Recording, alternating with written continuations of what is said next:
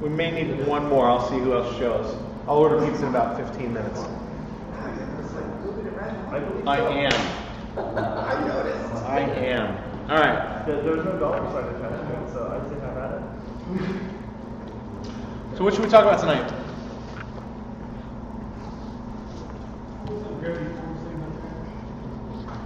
Jeff's got a presentation. Custom post types. You want to talk about custom post types?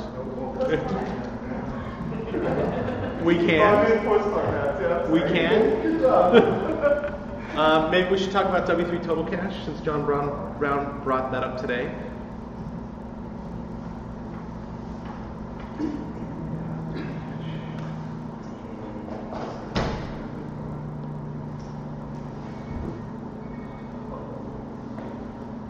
What else?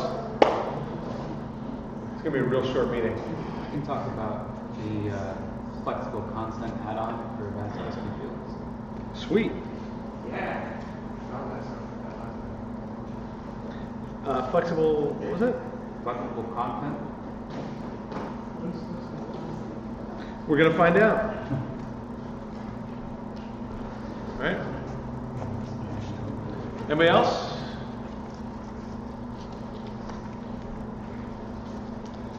Wait, what are you asking? On topic? What should we talk about? Post formats. Go ahead, Priscilla. Maybe a conversation designing the second screen. Designing for the second screen? Yeah. I'm curious. Laptops, phones.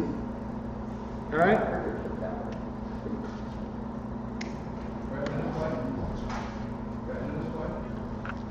A retina display, all right? Is there something specific you want to talk about on a retina display? No, just in general. About how awesome it is. I've seen other things they do updates for it.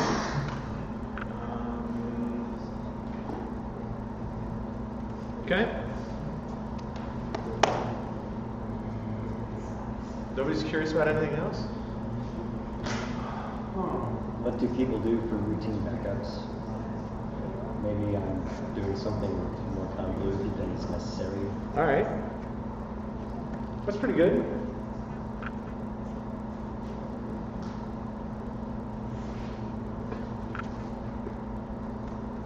All right. So let's start with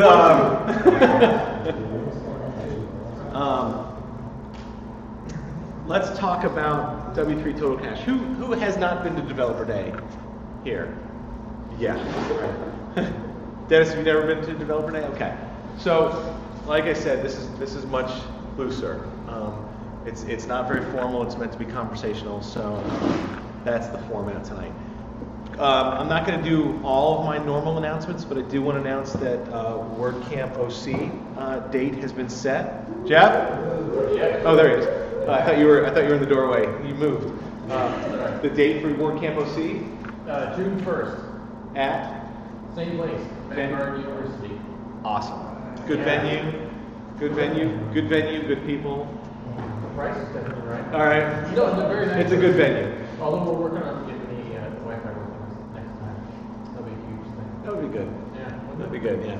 No, it was a good venue. It was, I like the setup, and I like the lawn area, and the lunch is good. And Yeah. Food was good? Yeah. Cool. So June 1st. Tickets go on sale. Probably 2 months beforehand. Okay. 6 weeks ago. Are tickets on sale for WordCamp San Diego yet? The 15th. So Friday. They're doing the Columbia thing, where they're doing like a. The Columbia thing. Yeah, it's weird. No idea what you're talking about. They're doing like a sponsorship. It's like a mini sponsorship. Okay. Yeah, you get a ticket early for $125 and it gets you Little mini stuff like that. Okay. Cool. All right. That's the spread of it, right? The next one, too. Yeah. And there's been some buzz about a road trip to WordCamp Miami. So tickets aren't on sale for that yet, though. What a road show, my God. What's that? I don't think it's an actual road trip. I think it's a road trip in the air. Oh. But it's we're not going to rent an RV and go cross country for 4 days. Rent a Volkswagen bus. Perfect. Yeah. So we'll go across country in a week. Yeah. Yeah. All right. That's if we don't have a mechanical. If we don't have if we don't hit a hurricane, otherwise it'll take us 10 days. All right. It's not hurricane season. I'm just looking for something to sort of blow us along the road in a Volkswagen bus. All right. Any other announcements? Any other things I missed? All right. So, anybody run into this? John Brown just posted this afternoon. He upgraded WordPress to 3.5.1 and the latest version of W3 Total Cache, and got what's the technical term for it? Hosed. For those of you who just came in, we're taking money for pizza, so I'll order pizza shortly. So $5 if you want to punch in for pizza. So is anybody? My screen has frozen.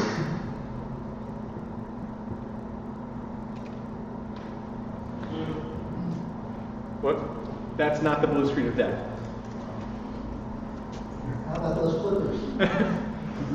Rough few weeks. Thank you. Last game was pretty good. The last game was pretty good. We got Chris Paul back.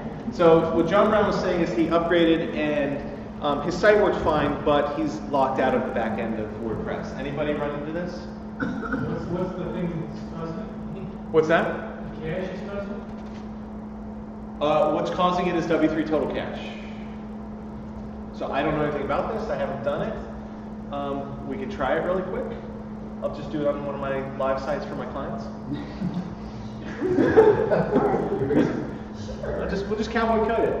It's just got 500 active visitors. Yeah. Screw it. I didn't run into this because I use Super Cache, so I don't know. All right. No.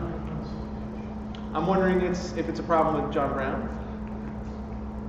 Yeah, could be an error between the chair and the keyboard. Let's try it. So your browser cache, he's probably done that. I would assume John Brown has done that, but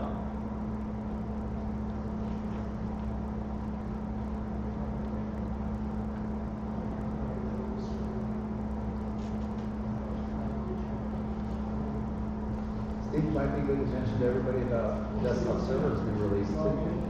that's right. Desktop server got a new release. You want to talk about it? I don't know that much about it other than some speed enhancements in the importing. Major speed enhancements. I don't know if you saw that. Here, I'll do it again. But if you, yes, literally, this used to take me a couple of minutes in just installing a new site. So I'm gonna do it again here. I'll do new site.dev. So this, I know Steve Carroll rewrote the entire internal engine of how this installs WordPress. So I'm gonna click create. Done. That's a major speed enhancement. So yes, Desktop Server did come out with the update this week, and it comes stock with WordPress 3.5.1 now. So that blueprint's installed by default, and free to upgrade if you're a paid subscriber of Desktop Server. See, you just drag it to your apps, or do you have to do like an update? Mac or PC. You just download it and drag it in. Just drag it in, throw it in a little bit. I can't remember if it was an actual, if there was I don't think there was an updater, like a little updater app for it. I think I downloaded it and just ran the new installer.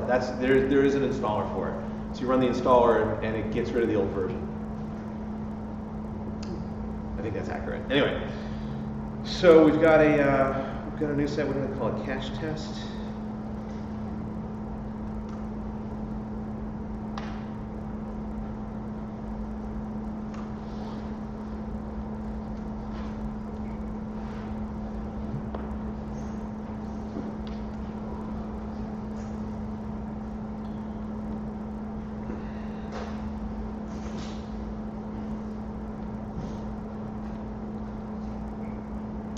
So I have WordPress 3.5.1. Is John Brown online? By the way, is anybody chatting with him?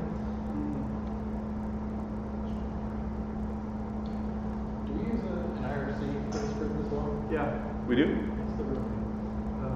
OCWP. What's IRC? I can show it. That's, I'm joking. I don't know, it's working. So I'm activating W3 Total Cache, the latest version. Don't it? There's about to be one dude. Me.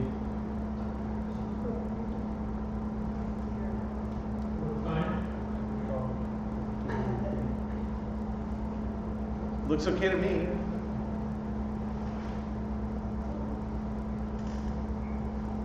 Oh, they changed the logo.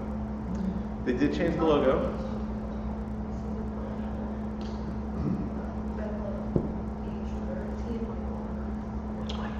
It's been a while since I've looked at this. Remind me, am I supposed to turn this on? What do I? Which one? Fancy permalinks. Turn that on.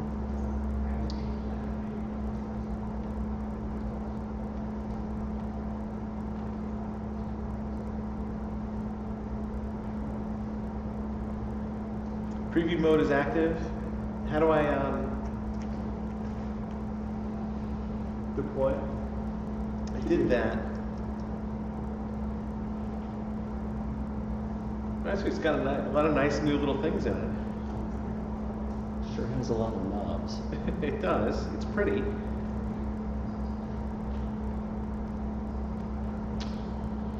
To me, it seems to be working. You said he was having trouble logging in, so maybe log out. All right.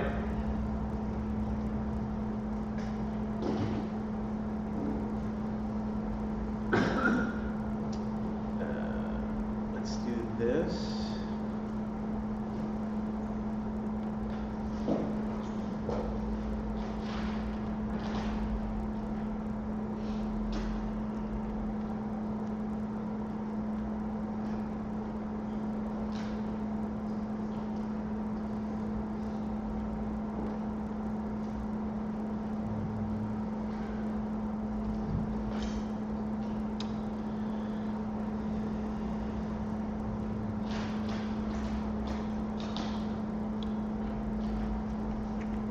Probably scintillating in the live stream. Great, Jeff's back. What the heck would you do?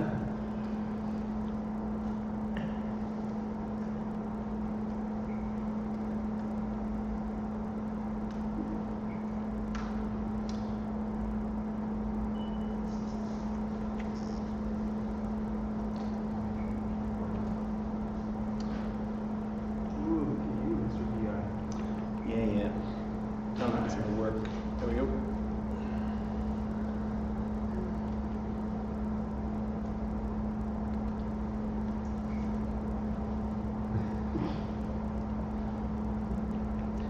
It seems to be working to me.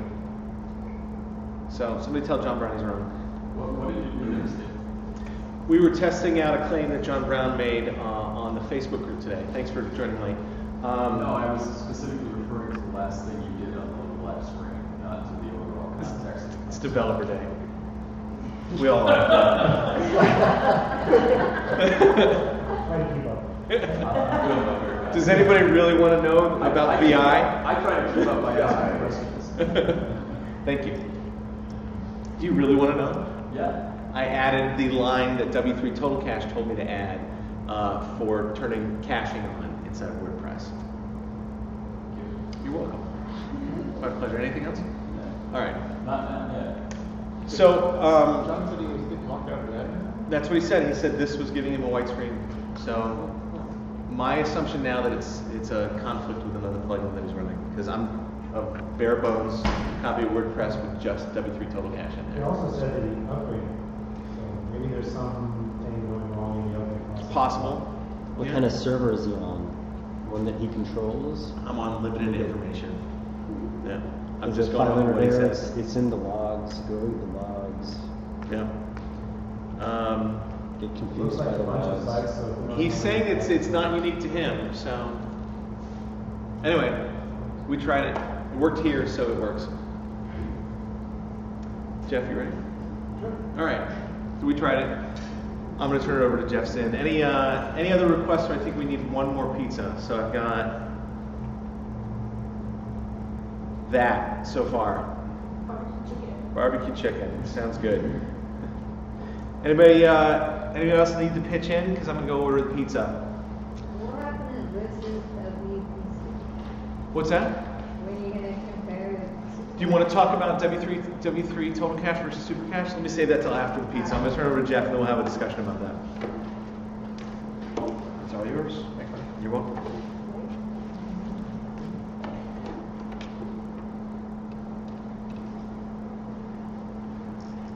Good evening, everyone.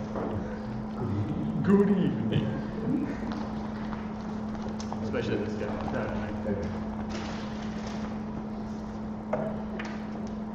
There we go. When you did your talk last year, did you cover the classes? Okay. So this is something that apparently has been around for a while. Well, only by way of play. What's that? Only by way of play. What do you have? No. No. This is strictly through the admin. No fancy tricks. Very, very undeveloper, actually. So I know a lot of you are big Gravity Forms fans, and I know there's some formidable factions growing out there, so that's kind of cool. I haven't looked into it myself yet, but I'm excited. But how many of you have used Gravity Forms and been fighting with the CSS to try and get your forms to look just so? All right, half a person. Okay, good. Okay, so I found this thing the other day, and I was both elated that I found it and furious that I had found it a long time ago and nobody had told me about it. So then I immediately showed Brandon, look what I found. He goes, oh, I've never seen that before either.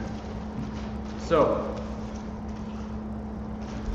let's say I made this form with Gravity Forms. This is like your standard, just a bunch of stuff, nothing exciting. So Gravity Forms has a bunch of CSS built in that you can actually use, that you can transform. Say this exact same form, let's say we wanted to just lay things a little cleaner, like so. I know, but you can do this without actually doing anything in your CSS file. You can do this all through the admin. All right, so first thing you want to do is take note of this page. This is where all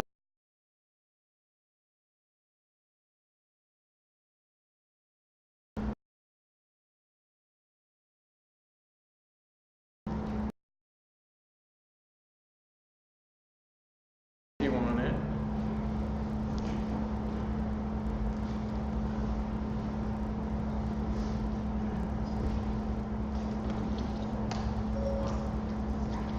There we go.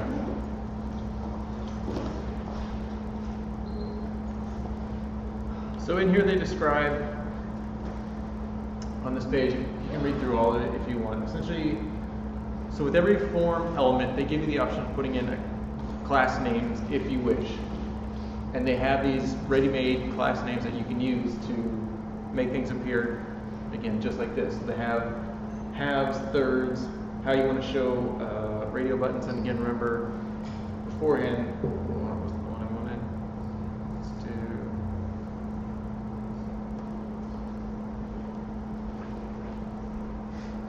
again, it was just field, all laid out, radio buttons, all laid out that way. What's the markup, real quick? Is that like On a this? label wrapping around an input? Oh, I'm sorry, on this form or the other one?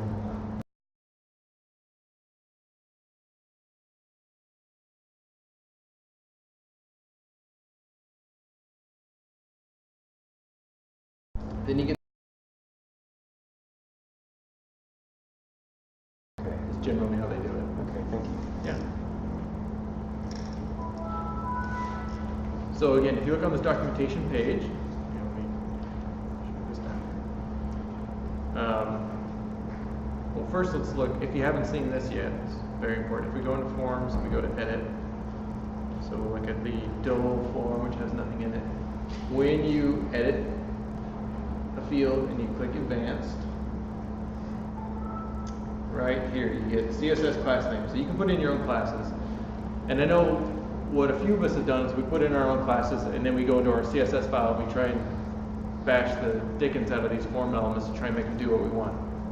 Not necessary anymore. I mean, you still probably need to add some spacing.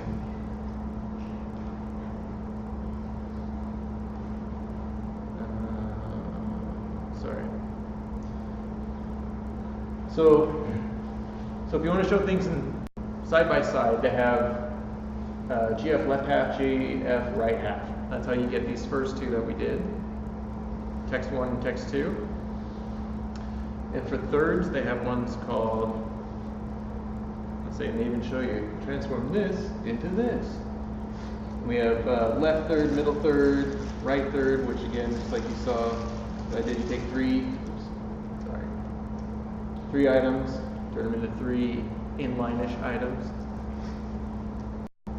But then there actually is an inline option. So this, towards the bottom here, so you see I had a text item, select list, and then a number input. And you can put this inline class on as many things as you want, and it'll stack them out as best it can. It's float left, so they're going to wrap oddly if one gets huge, and then some other ones stack up behind it. So do it with caution, but it's there. Submit button also, doesn't it? I'm sorry? Submit button also, if you want a field and a button next to it. That'd be Yeah. the same way. I think so. We can try it. We'll see. We can get crazy. So here's their example. So let's see this one. They had 4 elements, and they wrapped them in line. So obviously this one's not going to be able to fit to the right of the select list, so it dropped it down to the next line. But again, that's all inline. GF inline is the name of this class. This is where I got super excited. Was suddenly they're talking about. So again, we have this radio button list. This could be a checkbox list as well. We have.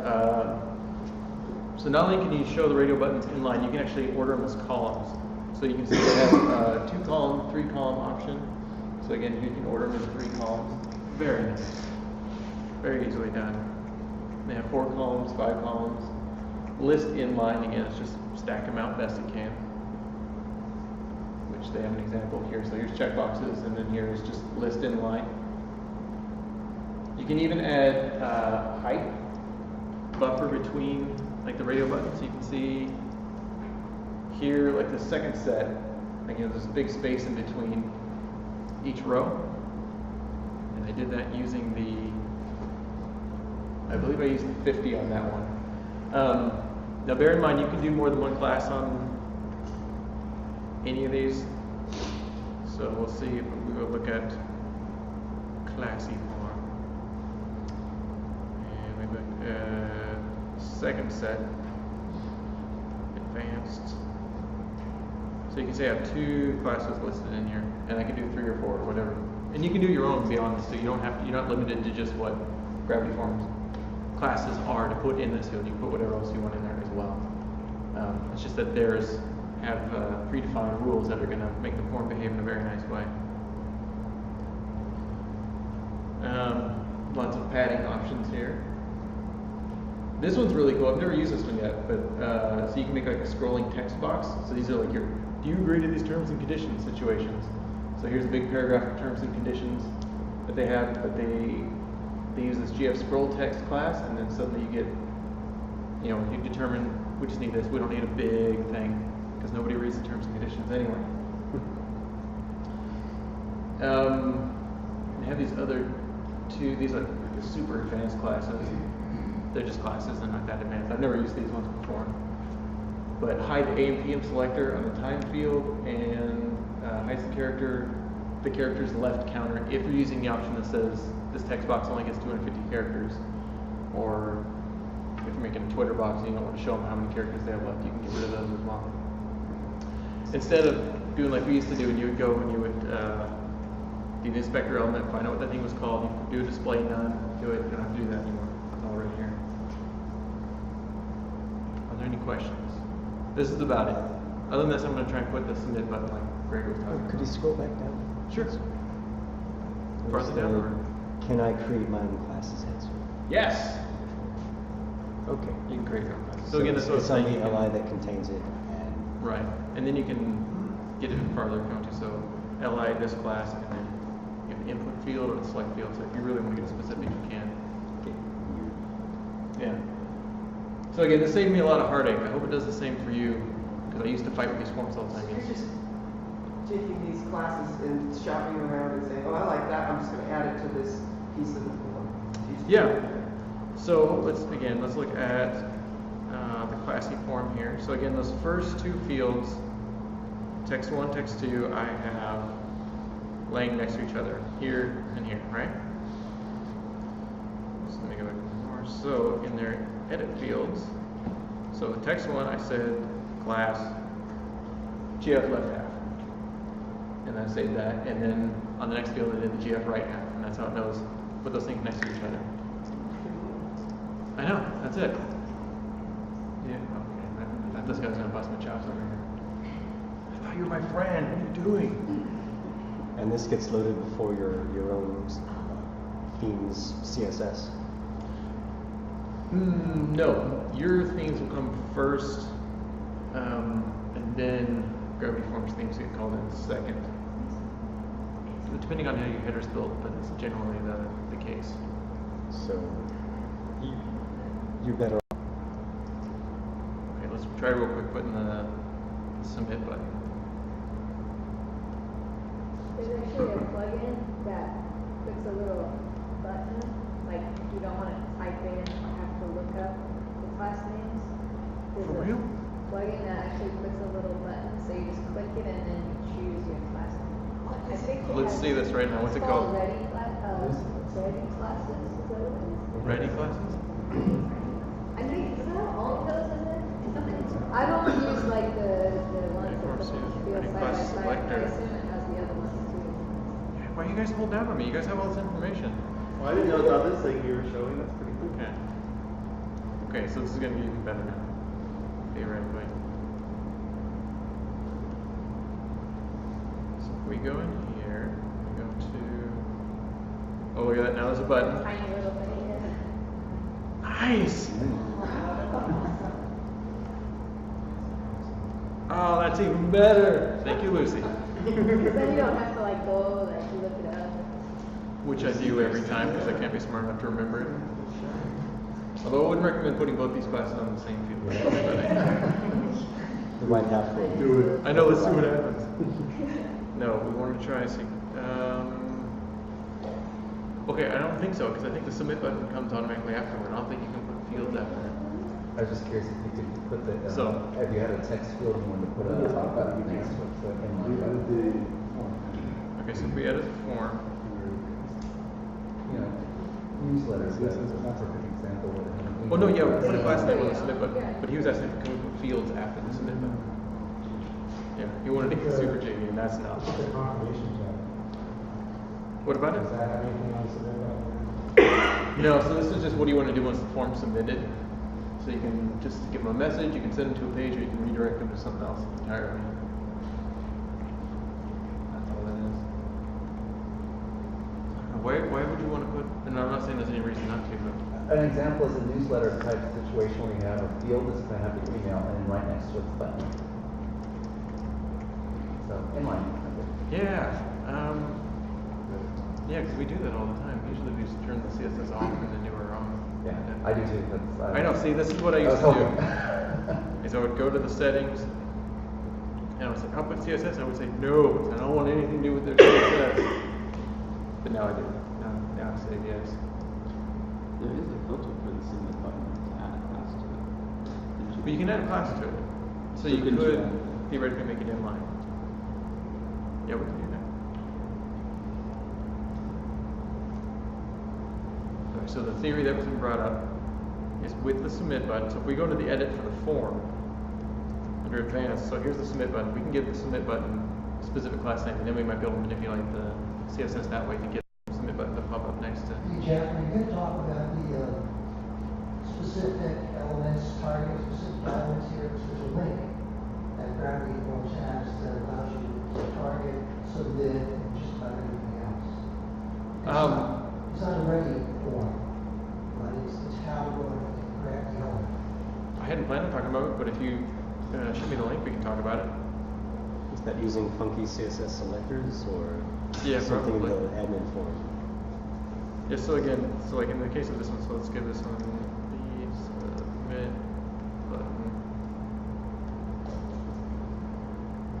So that's the classy form, classy.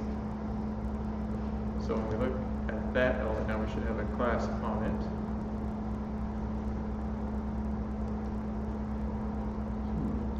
You do have to That class was on. Did I add to the form? It does. Oh, yeah. But you can still target the submit button now. You can say form dot submit button input submit, because there should only be one submit button in there. Maybe there's two, but you can definitely pick it up that way. There's also a filter that lets you change the class on the submit button. Yeah. So if we go into, I don't know if we should do this though. If we start going into because I know I'm always talking about hooks and filters. Gravity Forms has tons of hooks and filters, so you can actually crack into these things before they get printed out. And you can put in class names for very specific elements if you want, or you can pre-populate what's in the field. Do we want to get this? No, he does. That guy right there, he's pumped. I don't have any good examples of doing that though. Nah, let's save that for another time. I apologize. I'm a big tease and I'll let down. Down to your functions.php and Yeah. So let's see if maybe I do have an example. Talk me into it. Let's see. Let's look at.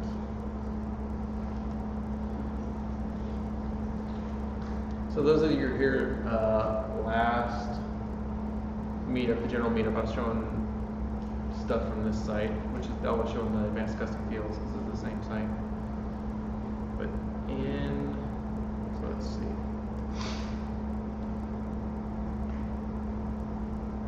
So did I put it in there? Where did I put it?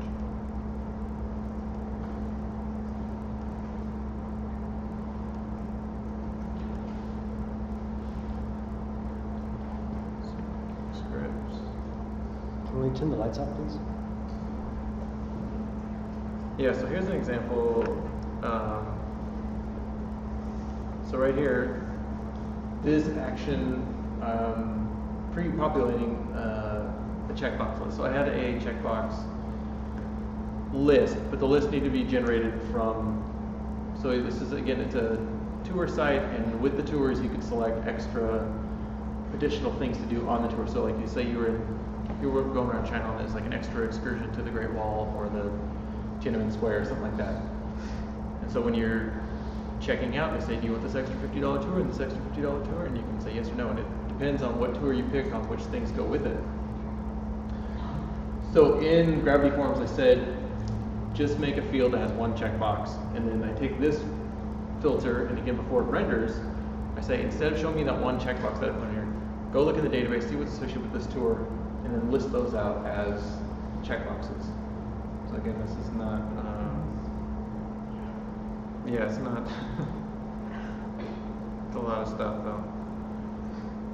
But what David's saying essentially is, Gravity Forms does have hooks and actions so that you can crack into these things, again, right before they get printed out, and you can alter them to your will. You can be the puppet master, the great Oz, played by James Franco. You can be James Franco. Not 127 hours with James Franco, because then that's bad.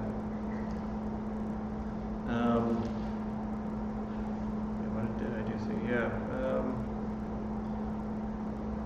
there's some custom populating of the values in fields. You can do that.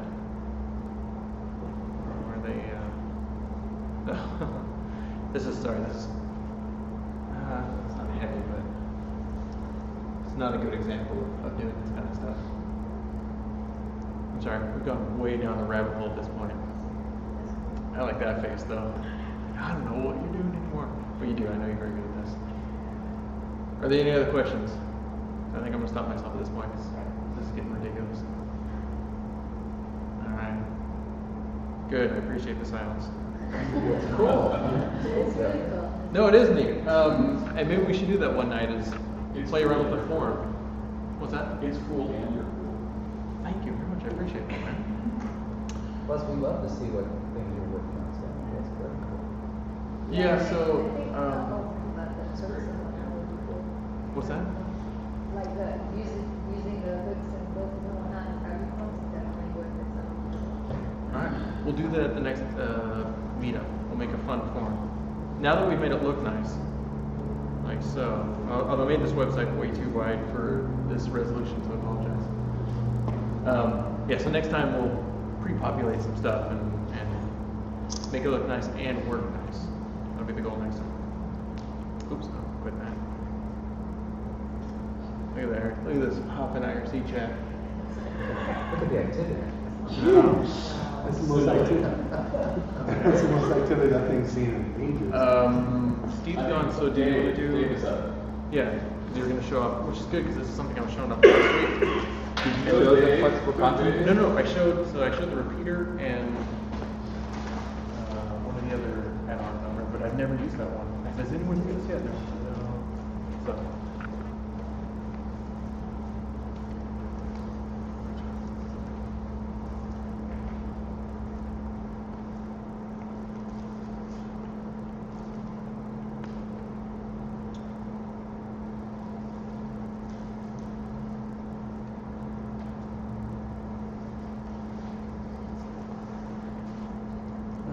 Right.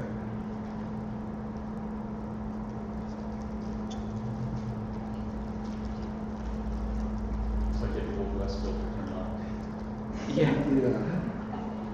Hey, it's there.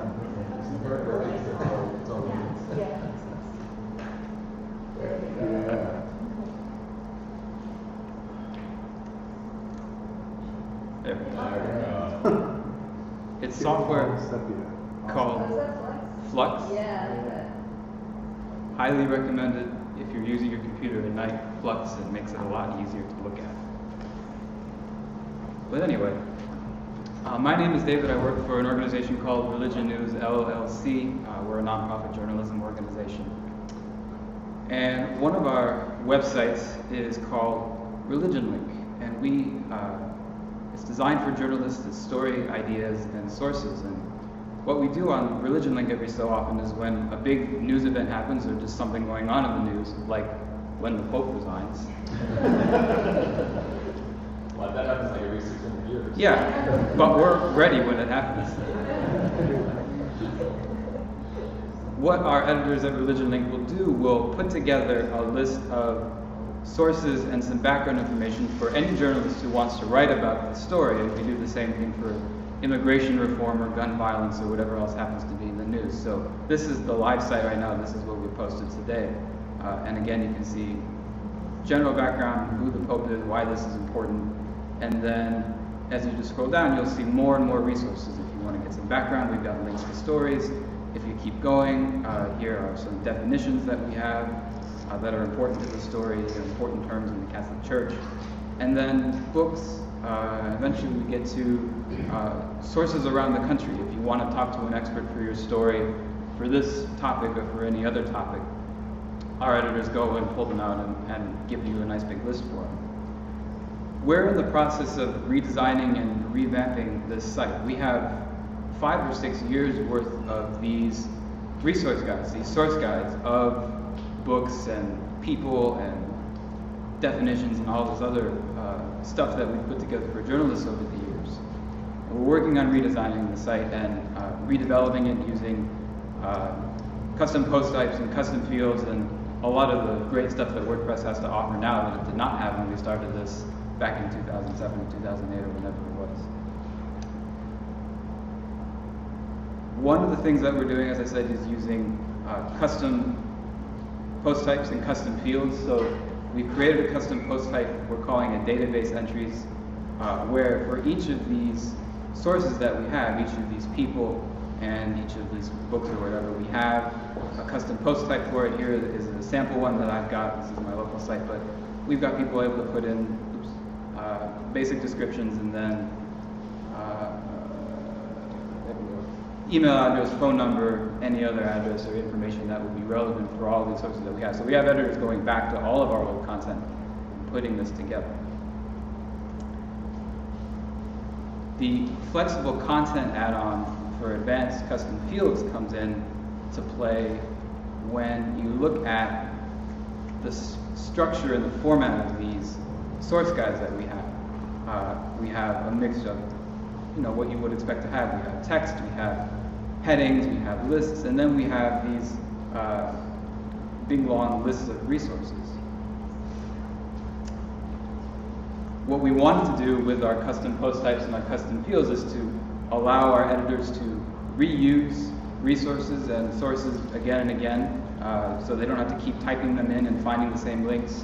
We can update contact information for a source and have it update throughout the site on any source guide that we have where that person is part of it.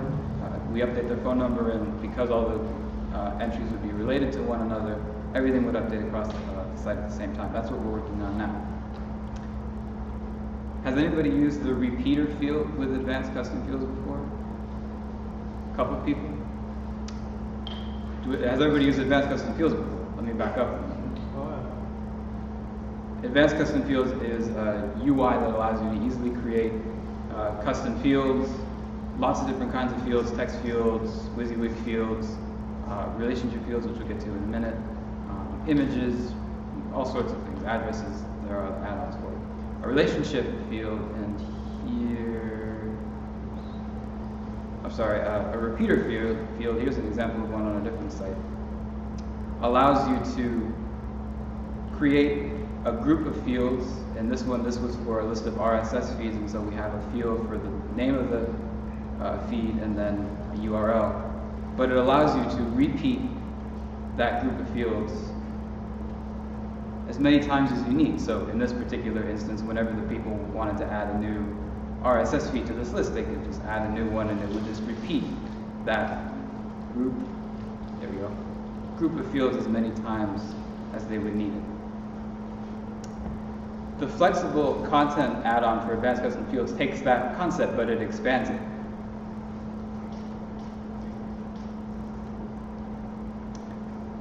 The flexible content field allows you to create different groups of custom fields.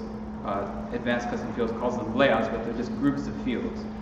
So I have one layout, one group of fields here in my flexible content field that I'm calling a heading. It's just one field, but it could be multiple fields. I have another layout here called subheading, another layout called body copy. Again, I'm just using one field in each of these groups, but I could use multiple fields if I wanted to. Database entries is a relationship field. We'll see that in a minute. Here's what layout, a group where I've used multiple custom fields, a relationship field for my database entries, which again are each of the people and books and other resources that we're going to be using in our source guides, and then a custom description that I got here. I mean, specifics of these particular layouts are not that important, just the concept that you can add multiple layouts, and in each of those layouts you can put whatever custom fields you want into them. So here's one for a photo. It allows them to add an image and then choose left or right with a radio button as to where they want it to go.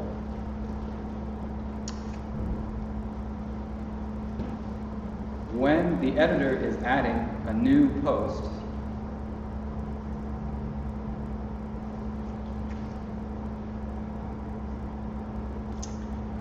they get this field. I've named it entry content. This is the flexible content field. They click add content, and then they can choose which of those groups of fields that they want to enter at any time. So they can add a heading, and there's their heading. If they want to add some body copy, they choose body copy, and there's body copy. If they want to put some database entries at this particular spot in the post, it'll give them this repeater field, and they can add whatever database entries they want to display at that point. And they can just add and go and go and go and go as many times as they want. And on my side, I can add new groups of custom fields as many times as I want, as for whatever custom fields that they happen to need. On the code side,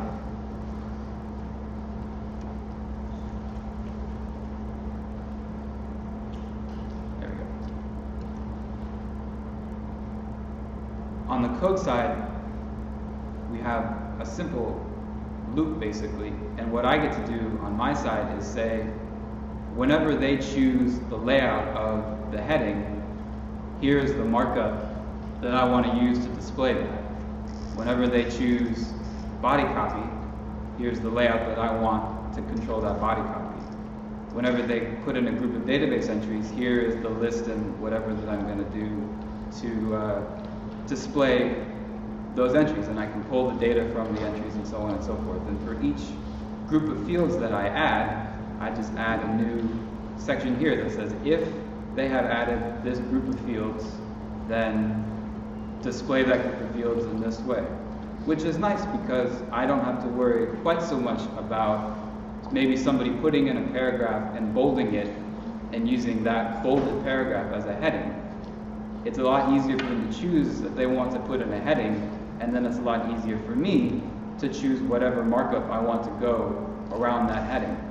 It makes it a lot easier for me with an image to not have the width and height embedded into the image in the post, as WordPress often does when you just put in an image to the media library. It'll just allow me to, let me see if I even have that code here. Yeah, it allows me to choose the markup and the classes that I want around it, and down the road, it's not here quite yet, but down the road it'll make this really easy to use adaptive images for responsive design, to go and grab the image that I want, or to substitute a smaller image if I need to. And in the finished product, here's a post on our staging site right now where the editors have already started to use this flexible content field. They've got just a basic paragraph in the body field, and then here's the way that they've structured this particular source guide. They've got their text, they've got their subheading, they've got their body copy, and on, as many fields as they want. You can drag and drop and rearrange these if you want to. I don't want to mess up what they've done already. And then on the actual site, here's just the code that I've got for displaying each of those groups whenever they have put them in. Subheadings, here are the database entries that are coming out of our custom post type, our relationships, and again, if they were to update this database entry and change maybe the email address, this would change automatically.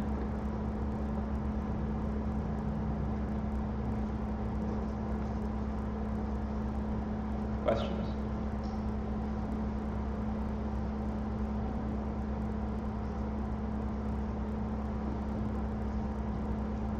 How searchable is the content? Not from the site side, but from the admin side, and you're looking for a certain post that you knew you cited something or made a relation. I haven't tested that. It's a good question.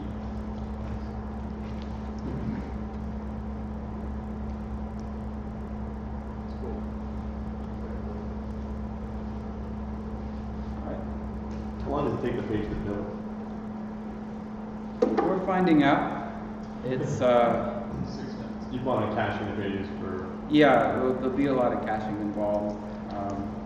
It's going to be trickier too. We've got to do some extra Ajax stuff that isn't built in yet on this particular site. We're learning as we go. All of the, each time you add one of the options in the flexible content field that's stored as just a post meta entry, so it's not so bad in that sense. But there's going to be a lot of post meta on each of these, so we're learning as we go.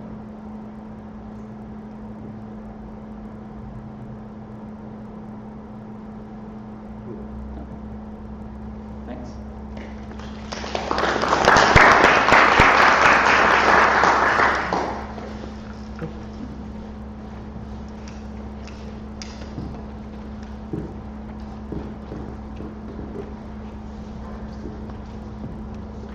Anybody that didn't pitch in for pizza? It's on its way.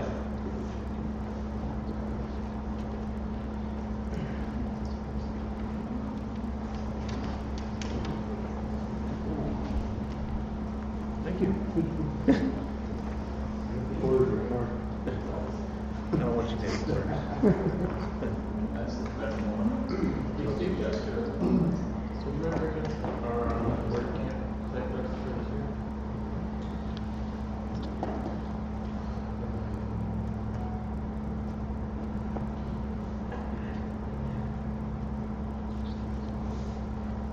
I just want to say real quick, if you guys would care, time to put Nah.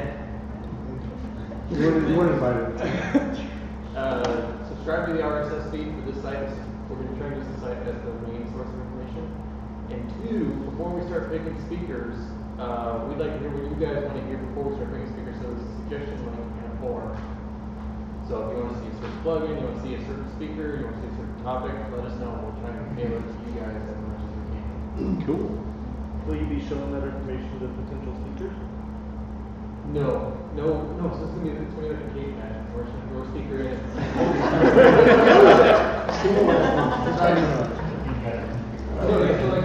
Yeah, I'd love to speak. I just want to know like what Would it be boiling? Well, We'd love to have you speak. what would be a cool thing to, like if you're giving ideas, how do the people that want to speak So we're gonna make it available. So all of you guys can do this. Post them. We're gonna consolidate them and post them. So Cool. So people feel like that. We also if you work on a working site, it's actually very restricted. One other thing we want to do this year too is on Sunday, so on Developer Day, we're trying to get 2 rooms instead of just the one.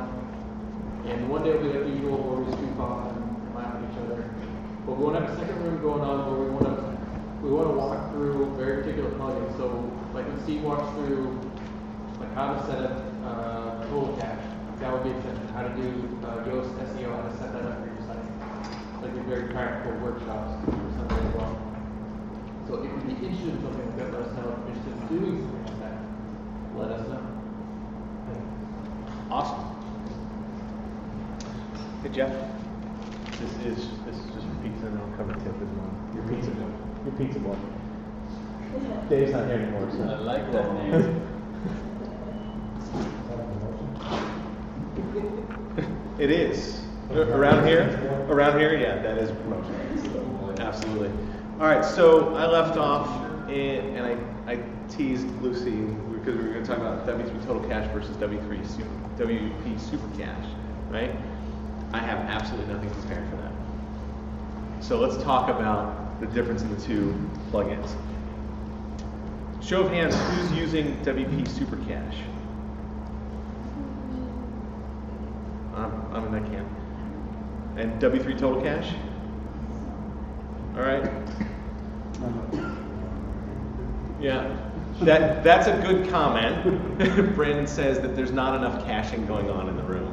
So I do agree with that. If you're not using one or either of these plugins, you should be using one. You should go and help install one tonight. Oh, then you don't need it. I would like more cash. Absolutely.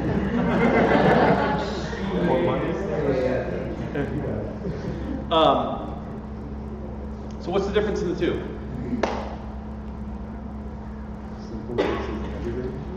Simple versus everything? Which one's the simple one? Super cache, yeah. It still has a lot of knobs. Okay. I'm also running hypercache on some sites. Hypercache? Yeah, and Not it's much. nowhere near as sophisticated and provides fewer opportunities to shoot myself in the foot. Okay. So can you hit the lights, man? I just noticed this for the first time tonight because I haven't looked at this interface in 6 months. This is brand new from last week. This just came out in W3 Total Cache, right? They just updated to the speed cache from last week. Okay. Why do you use W3 Total Cache? On our server that is not on the engine. Yes. It won't give us an IP address for every single site. What's that? Because on WP engine it will give it an IP address for each different site. Why is that important? Okay. Why is SEO? What is it? What is this? I know the answer to the question. I'm trying to throw you some softballs here. Why is that particular thing important to SEO, not having all your sites in the same IP address?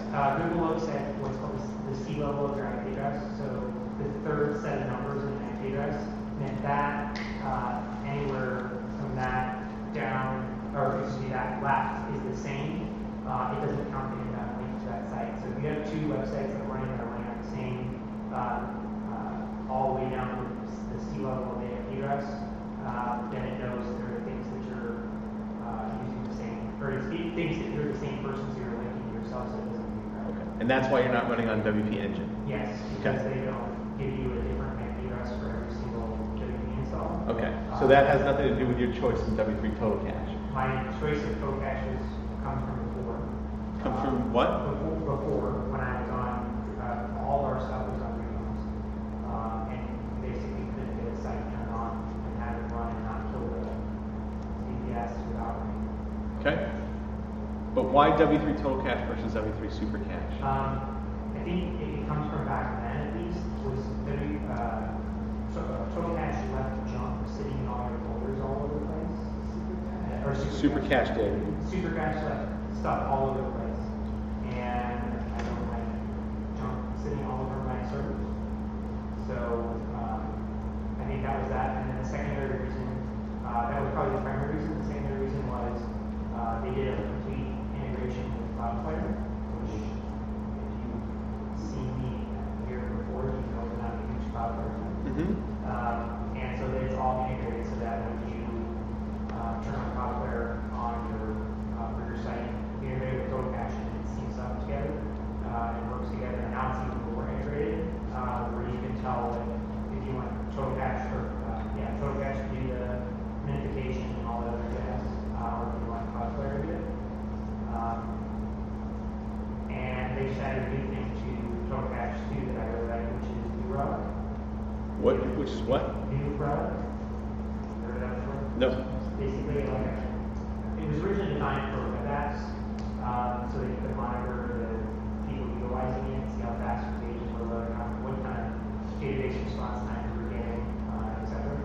And now they've got it enabled to actually reduce the linear API and does everything else with that. Okay. Do you have to have the server with the PHP extension for New Relic installed? Do you have to have New Relic installed in the PHP, like, or does it just work with Supercache? Total Cache is putting it in there. But okay, so because New Relic is a PHP, it's part of the PHP code base, right? Right. So are they like it doesn't exist without the New Relic extension installed, right? That's right. It does not. It's not running the New Relic code every time you don't have the API in there. But if you put the API key in there, then it does it. Same thing with a couple of those things. They have like the Google PHP thing, and it's not loading unless you. Okay, give me a minute. I'm installing Super Cache on a different test site.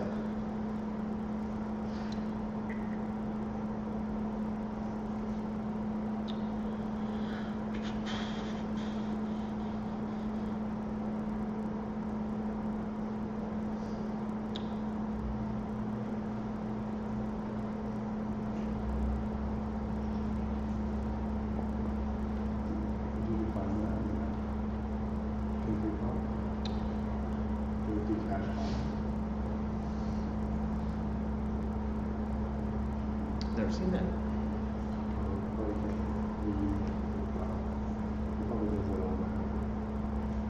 Was this the easy one? This is supposed to be the easy one. Normally it gives you pretty set instructions on what to do.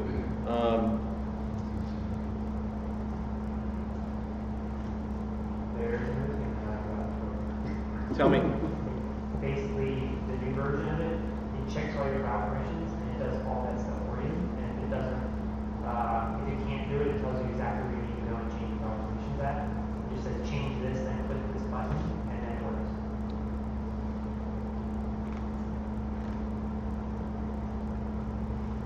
Yeah, I did what it's saying to do, and it's not creating those files for me. And normally in Super Cache, I've been able to do that in the past, and it's been fine. There you go.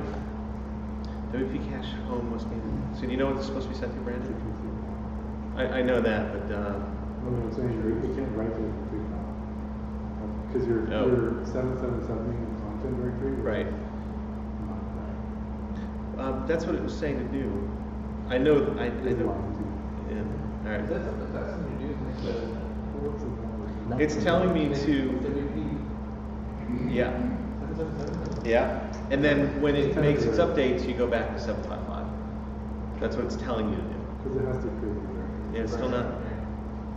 It gave you an error. Give you an error. Yeah, no permission. Go back. You're too fast for your own good. Yeah. Oh. Not permitted.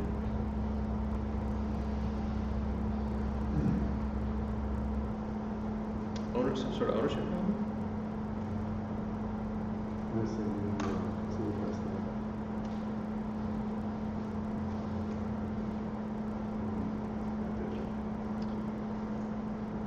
it. Okay.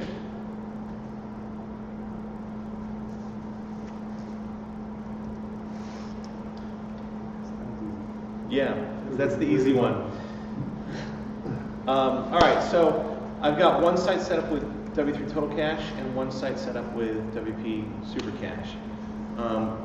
So setup is not as easy, right? Total Cache, we went through a couple of little problems as well, but it was a little bit clearer as to what to do when we were going through that setup the first time. I think it really depends on the environment, because that could happen. Sure. Either way. Absolutely. Once we're set up, it used to be, at least I thought, that Super Cache had an easier interface than Total Cache. I haven't seen the facelift that we're seeing today. But Total Cache gave you more control, which is not so true of Super Cache these days. There's a lot of, is the pizza here? Jeff? Pizza boy. It's my first night at Pizza Boy. Super Cache didn't used to have all the CDN controls, correct? So this got an update in more recent versions of Super Cache.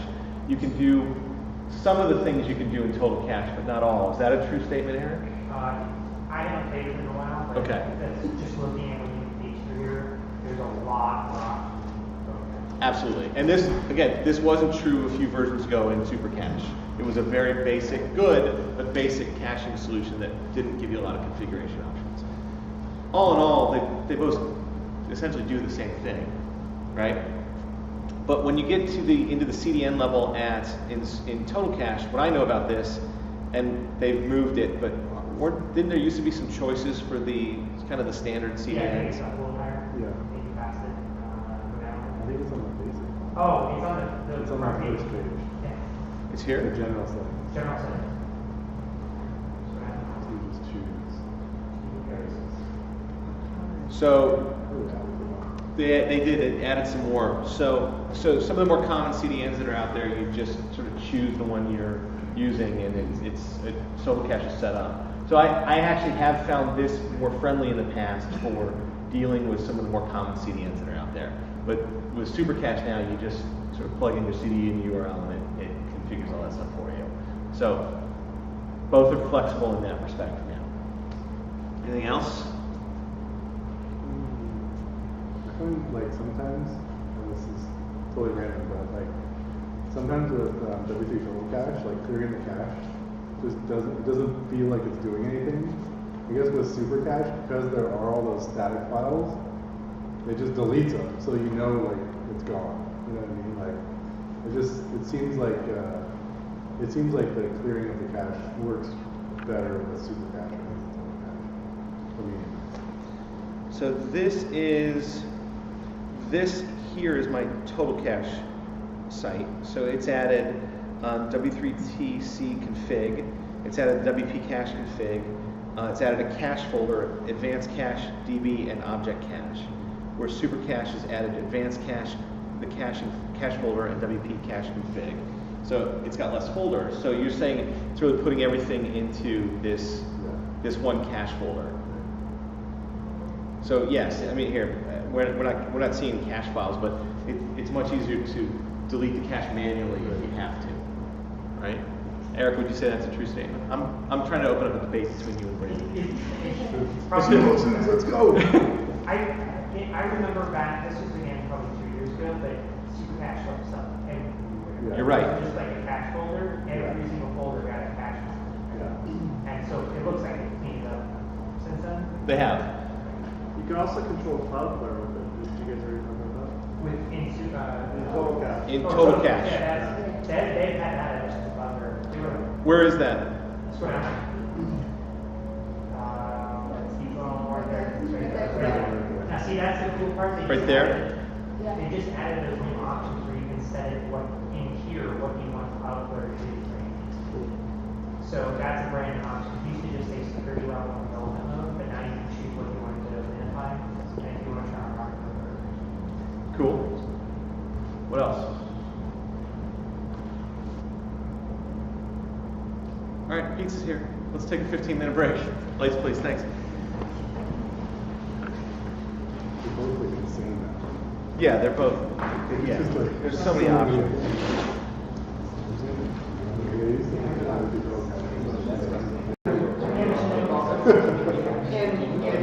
I don't think we're gonna have time to cover the meaning of life.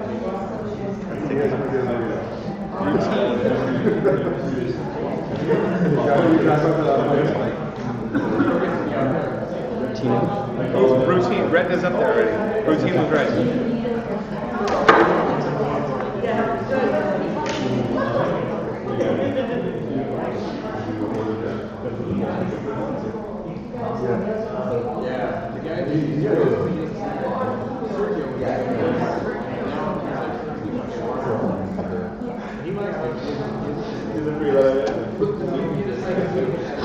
All right.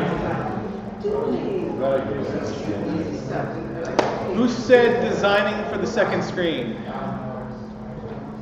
Where are you pointing? Dude in the brown leather jacket. Who said it? Dennis?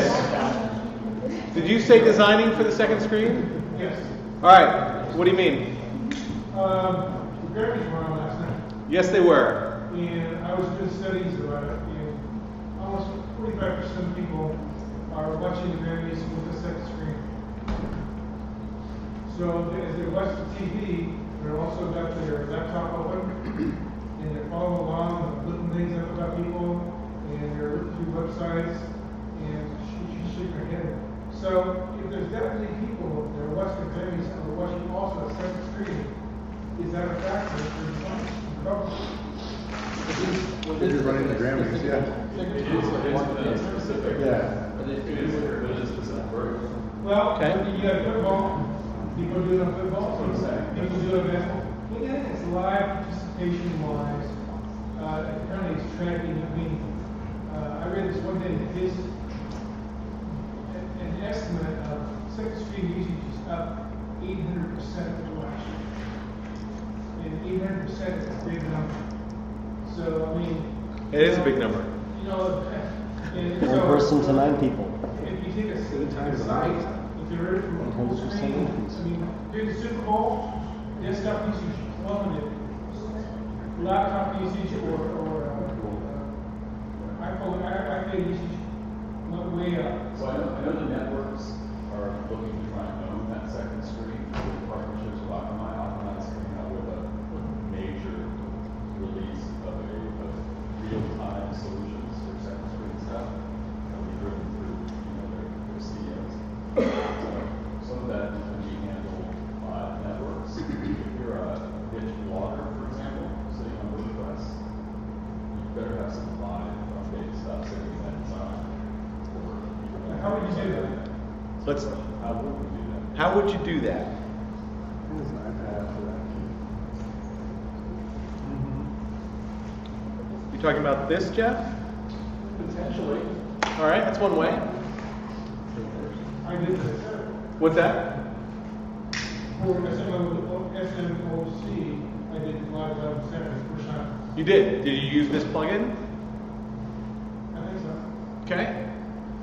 So if you're not familiar, WordPress has a live blogging plugin that is actually a real-time live blog plugin. So if you're entering content, it updates without refreshing the page on the front end. Is that correct? Or it lets you know that there's new posts and you click something and Publish it if you're the, I'll install it. every the Try it. admin, you can see it as the admin, but you can't see anything else can see it. Right. It looks like it's stated, Okay, so that's one thing. So I think the question you're asking is part technical, but also part a UX question. Well, it's also part of a community building question too. Yeah. It doesn't really make sense to have a second screen design if you don't have lots and lots of people coming to your site during live events and build up a community of those things. So it's like, I don't know which comes first, but there has to be a community of people who want to be interacting with the second screen of your site as opposed to interacting with Twitter or a Facebook group or someplace else where that second screen activity is more vibrant and active. Get Glue or Blue or anything. what's that one, where you're at what I'm doing now, doing both of those are designed to like, right, check in, share the sign. That's up. Those, but, you know, I don't know, I saw it over the weekend, I really thought about it. Wow. I didn't watch the Grammys, but I did hear on the radio this morning that as they were announcing each artist that was winning, they actually said hashtag the artist, or the hashtag the award they were giving out. They called it out by hashtag as they were announcing the Grammys. It's actually ridiculously Right. So Cool J said the word hashtag, I think, 3 million times. But I heard that. Hang on one second. One of the, I think, so the second screen from a TV aspect, I think is one aspect. One that I've done is for like conferences. Mm-hmm. You've got people up speaking. The second screen, which is the follow along, everybody got their laptop out, especially a technical conference, and it's creating a page that's got, you know, the content that they're talking about, or somebody's putting, hey, this guy's talking about this, and links to it, and taking that speaker's notes and integrating it into a live conversation, so people aren't trying to write down everything. And I think it's a kind of an offshoot of the second screen, but it's applying it more from a business standpoint of saying this is how people can be using it during an event. So the reason I say that this is partly a UX conversation is there's an argument against responsive design. And the argument against responsive design is most responsive design that you see, most responsive templates that you might buy for WordPress, just reformat the content that's already there. They don't take into consideration how you might utilize that content on a phone or a tablet device or any device. They're literally just removing the content around the screen. Okay, that's only, responsive design might format it correctly, but that's only part of the equation. So the UX part of the equation is what content does somebody really want to access when they're on a device? What's that? Flexbox, something like that. Flexbox. Flexbox will help you solve that from a technical standpoint. It still doesn't address the UX part of the conversation. I don't know that that's appropriate here, but the reason I bring that up, those are the kinds of conversations that Jeff and I have with, you know, when we go to meetings is, how are these, when you talk about a second screen, how are these things going to be accessed on a second screen? What is a mobile user wanting versus a desktop user? So if somebody's watching the Grammys or the Super Bowl or anything, and they have a second device, what does that person want to experience? So that's the UX part of the conversation, I think. Well, the other side of this too is, you talk about the conference setup, right? As a speaker, I want more control over the conversation that's taking place in that second screen. One of the things that's missing from speaker tools is the ability for me to have automatic communication that's triggered off my slides, for example. So there isn't anything in any additional, slide programs, PowerPoint or Keynote, that allows you to say, as you're clicking a slide, you ship out a tweet that is, you're controlling that conversation. You're saying what you want. Dave Cole and I talked about this probably a year ago.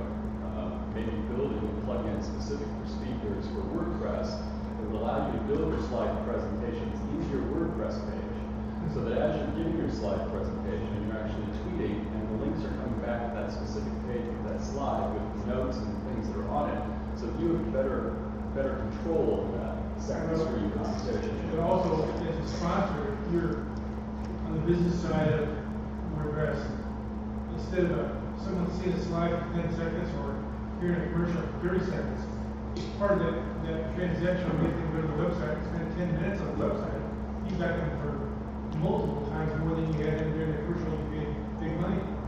So it's really advantageous for those people to move from television or PowerPoint on the page itself. Yeah, so I think there's multiple sides to the second screen conversation. One coming from the consumption side, the other coming from the content creation side. How do you participate as a content creator in that second screen conversation more dynamically without having to do something like a live blog?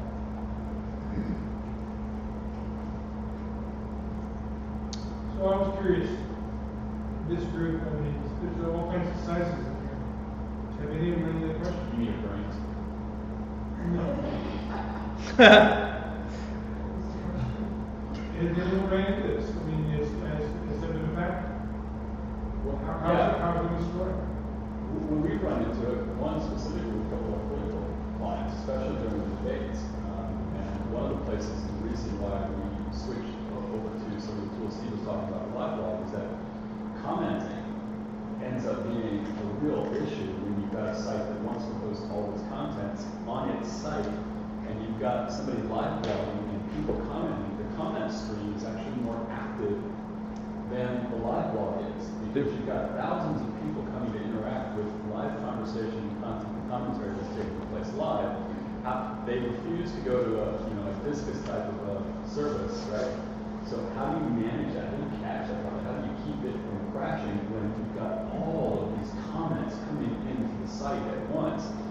Because when you begin talking about second screen, where it really matters is in volume for these big events. Your site has to be ready not just to the delivery of that content. Your site has to be ready to handle the volume of stuff that's coming into the comments as well. There were two factors that were a problem in our live blog system. So commenting was one of them, like Jeff said, but also the live blog system that we were using was dated and did not have an AJAX refresh. So to get the live blog updates, you had to refresh the page. And with all that added traffic, all that refreshing, plus the comments, brought down the database. What's the Engadget guys using? I don't know. But I mean, like they do all those Apple live blogs, right? I think there's a plugin or something that they also have standards on. Yeah, they're using a third-party service. And half of those break too. They do. Yeah. The amount of traffic they get with the comments are killing. Yep. We did. Oh yeah. We've got pretty heavy mem caching going on. We're getting what, 12,000 uniques at a time? When the debates were happening, it was higher than that. Yeah. Yeah. So it happened. This is more recent than this. We weren't able to get up and running in time for the debates, but let's move back over to the technical piece of it. If you're not familiar with this plugin, I just kind of want to show you what this does and how this works. So this is the live blog plugin that is published by Automatic. So this comes from the Automatic team. What's that? Okay. So the way I've installed the plugin, and I've got a logged in browser and a non-logged in browser to show you what this looks like. So here's my live blog test.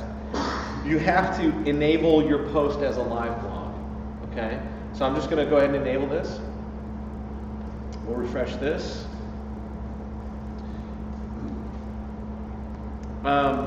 When I go to this live blog, sorry, so here on the way you live blog, tell me, Dennis, if this is what you're doing. The way you live blog is you log in, you go to the front of the site, and you enter your new entry there. And that gives you a new little live blog entry. So if I go here, I'll say,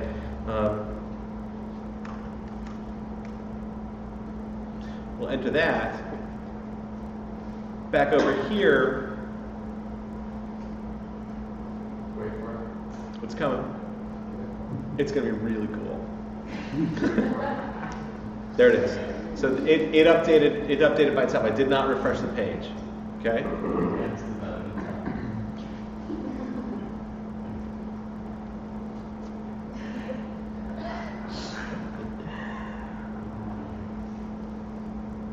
And of course, if you had 3 editors doing that, you couldn't make them all users, and they all log, and the picture would show, and they'd all be users.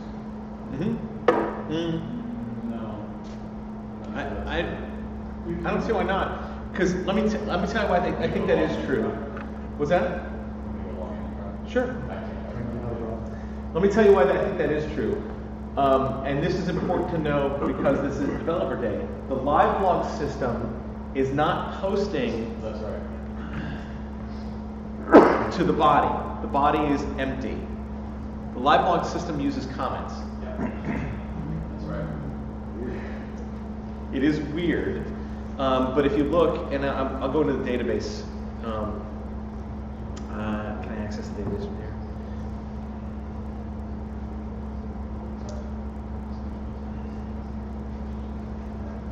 So is it just recognizing author comments versus not author comments? It actually gives you, it's a comment type.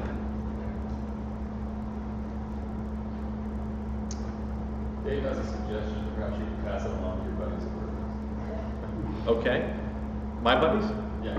All right. There's a related custom post type for the posts from the authors, so that the comments are not just for outside people commenting.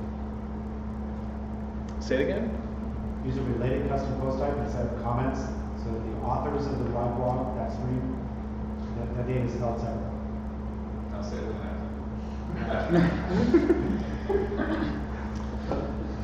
Just because you got it.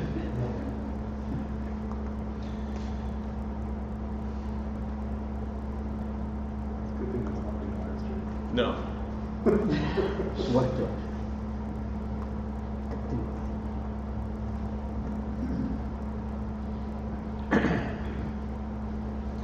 So these are my live blog posts.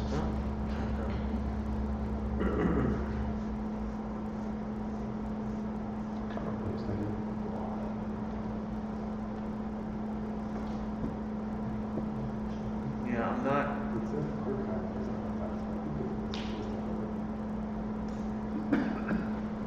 I'll find it. But I do know it ends up in comments, and there is a specific comment type called live blog. Do a select distinct on your comment type. There. There it is. There it is. So yeah, I believe it will support multiple authors because it's going to comments. So that's where it ends up. So The other- am I right? Each individual editor that has on this show would be a user. I was thinking. Yeah, why not? And then a user. Sure, why not? It wouldn't be like a comment or something like. They need they've got to be an edit. They have to have editing access or an author. It's going to be an editor or author. It couldn't be a subscriber because they're not going to get the live blog front end. So anyway, that's live blog. Did we want to discuss anything about a second screen experience? Anything more? I think. Well, it's not, you know, let it discussion, so let it go. Okay. Can we go back to caching here for a second? No. Yes. So here's something I don't know anything about, and I would love to kind of see the box. There's nothing you don't know anything about. There's plenty that I don't know. Really? Go on. What's varnish? Varnish. So Varnish is a server level caching. Varnish is caching at the server level. Okay. So it is server software that essentially caches pages before it even gets to WordPress. So it's more in the Apache level of things. So how is that different? Is it above Apache? I thought Yeah. it was like So Nginx. Varnish, Squid. There's a few like that. Okay, but how is that different? Explain how that's different because it's WordPress creating the cache as opposed to Varnish. No, WordPress. Brandon's got some answers on this as well. But from what I understand, when WP Supercache, WP Total Cache, they're actually creating HTML files and that's good. Varnish caches those even further. So those HTML files in Varnish don't even get to, from what Brandon's saying, don't even get to the Apache level, right? Yeah. So Varnish sits in front of Apache. It's like a super lightweight web server that's just passing tons of traffic to it. There you go. How do you use that? Yum, install Varnish. Just cowboy code it. Just get that thing. Hey, you know that's how I roll. I've never done it. I've always asked my server people There's at to least set it up. 3 different, 2 other packages that come to mind besides Varnish. There's Nginx and then there's Squid. And Squid. They all have communities around them, and there's plenty of documentation out there. The problem- Nginx is the newest, shiniest. Varnish is a little more modern. Varnish meetup is next week. It's here. When's the Nginx meetup? The problem that most people run into with Varnish is cookies, because there's like some sort of cookie domain problem with WordPress that Varnish doesn't, because it's so dynamic. Like Varnish doesn't handle that. If There's you like need- some specific rules. If you need the Varnish rules for that, I have them. You do? Yeah, there's actually, the Varnish has its own set of rules and configurations, and we've had to actually build those workarounds just so you can get into WP admin. Right. Yeah, it's a pain in the butt. It is a pain in the butt. How is the performance? That's a great question. So Dave asked, how's the performance? Once you get it configured and working correctly, it's fantastic. As long as you can keep your client from killing you during that process. We've gone through several Varnish headaches here at Zeke. If you're on WP Engine, you're using Varnish. They have Varnish there. Okay, I just see it in the total cache box all the time. Yeah. Yeah. Squid's the other one. I knew it was something to do with caching. I just had And I'm only speaking from what my web guy tells me. So, and I'm with Brandon. Nginx is, or I don't know who said Nginx is the newest, shiniest. You know, Nginx is, from what I understand, is the best choice. If you want to stick with Apache and don't want to do anything too complicated, there's the mod page speed module that's just been released to full public stable version by Google, and it's pretty good. Got to tweak it here and there for some sites, but it's much easier to use. Yeah, and it does a lot of stuff behind the scenes. It's kind of like a reverse proxy cache. Is this the same thing as Google page speed? Yeah, same people. So it's just doing the same thing that Varnish would do, except it's doing it on an outside server or something? It's doing it on your server. It is. It's what Google said. Everybody's page rank, not page rank, their page speed, like how do you make your page faster? They took all those rules, put it in an Apache plugin, so that people can get their pages faster, so they can cache it better. It'll rewrite your CSS and JavaScript. It might even pull some into the inline in page. It'll compact your pings and JPEGs even more. Okay. Do you have to be running on a server to use that? Yeah. Say that again? Do you have to be running on a server to be able to use that? No, you can do that on GoDaddy. It's an Apache plugin. What? I was joking. Retract that statement. I was joking. All right. Who brought up Retina display? So what do you want to know? What's the current state as far as handling retina displays with car games and et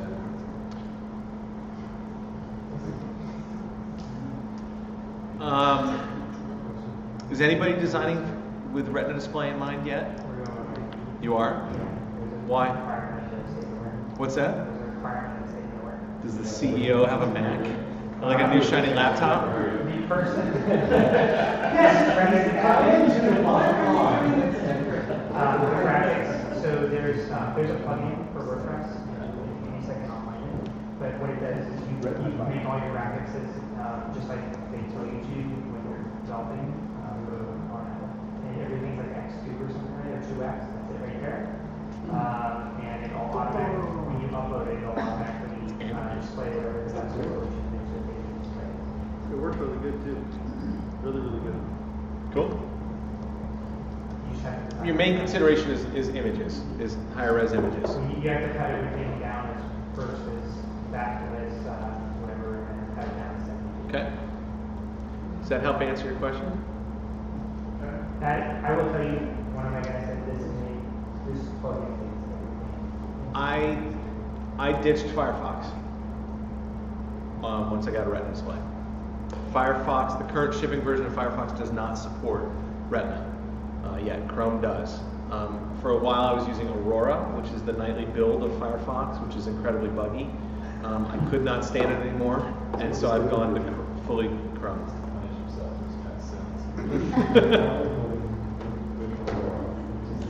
Do you have a Retina display? All right. Here's the thing that I would say though, which is the same pitch that I made to the guy that said you have to have this, which was look at the number of users you have that have the capability of that. Do you get Retina numbers in Google Analytics? Yeah. Okay. Ask me how many people, it's 57% people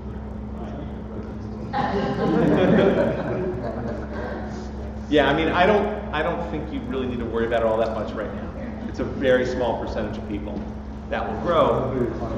What's that? Depends on who Right, that's why I asked. If your decision maker has a brand new shiny Mac laptop, then you're hosed. Well, it's not hosed, you just charge more for it. Okay. I think the biggest thing, not necessarily just purely for the Retina, is designing for multiple devices and having the right icon, the right size of all the images and auto-detect. Now, speaking of icons and images, the new images that have come out for WordPress have literally made Brandon puke. I think he actually puked. Yeah, we threw a bit of them out. Why? I don't know, they just don't fit. I mean, looking at it alongside with everything else, it just doesn't, it's not ready for public consumption. Right, They you should are like using plug in fonts places in place of images. the flat. I like Dave's idea. What do you think? He said write a plugin that replaces the new images once they come out. Now you're on something. Make sure it's Retina compatible, because I want to make sure Every new every version of WordPress has like a plugin that comes out that replaces the whole functionality. You can call it icon sanity. Yeah. Icon sanity. I like it. All right, so let's talk about backups. I think that's a longer conversation. Was that? Yeah, routine backups. Okay. This came up today, actually, maybe Priscilla brought up this today or this weekend about moving sites. Okay, so how do you move a site from one server to another? And there were several different approaches. Yes, I was kind of glad because I was feeling really ignorant. Not what made names, but the thing was they were doing what I would do. I just thought there was something more and then that rsync came up. That rsync thing. That rsync thing. Yeah. Yeah. Okay. I've been worth it all. I haven't had a chance to investigate. I don't know that I can actually use it. So what are you doing to back up your database? Me personally, I use Managed WP and I have it set to send over to Amazon S3. Okay. For the few sites that I maintain. My question was for a company I'm working for, and apparently they're pitching to some director guy that makes films, and he's got a bunch of big files. And I thought, I can just see me, downloading all this stuff and moving it. They do have a developer that does stuff like that. He's in Pakistan, and he can't always download big things like that. It's an issue for him. So logistically, I make it tagged in. So I thought, let's find the fastest. There's ways to get the other files. These are not in the uploads folder. These are sitting. In that case, an rsync is your best option. Yeah, it's your best friend. An rsync is absolutely your best friend. Because that's essentially, you're telling one server to just grab all the files on another server and move them over. And once you've rsynced once, if you make any updates over here and do an rsync, it only brings the updates. There's a way to do The that. guy that brought it up first. Brandon brought it up first. He gets a gold star. A lot of the work is front loaded. You figure out your command line and that's that. You set it to run once a day or however often. I used it before, but I say, I have this thing. You can run it. Fiverr.com. Fiverr.com. No, I'm just joking. How about Git? Using Git. That's the one I said. So I do everything through Git. Do you store all your images in Git too? Depending on the site, yeah. Some of them I do. See, like, we have a site that's like 67 gigs. Yeah. And the only way to do that is rsync server. I agree. You know, put it in like Amazon. Not, I mean, when you're looking at the entire site, like it's cached on S3, but when you're moving it server to server, it's just like 1,000 away. Magical command if you're rsyncing, by the way, screen. Yeah, screen. So basically, you SSH into one server. You set up this separate screen that's going to run the rsync. It basically makes it so that this terminal can run itself, and you can walk away and shut down your computer. You don't have to be tied to the upload, especially with 67 gigabytes. It's not going to happen overnight. Okay, so you go to SSH to the server, set up a new screen for this, run the rsync command from one to the other, close down the screen, and you walk away. It just does it until it's done. So our recent rsync for real estate shows, when we were moving servers from one service center joint to another one, took 10 days. Yeah. Exactly. It happened when I was in Vegas. We used fiber. When someone told me about screens, when I was there, I was like, oh my god.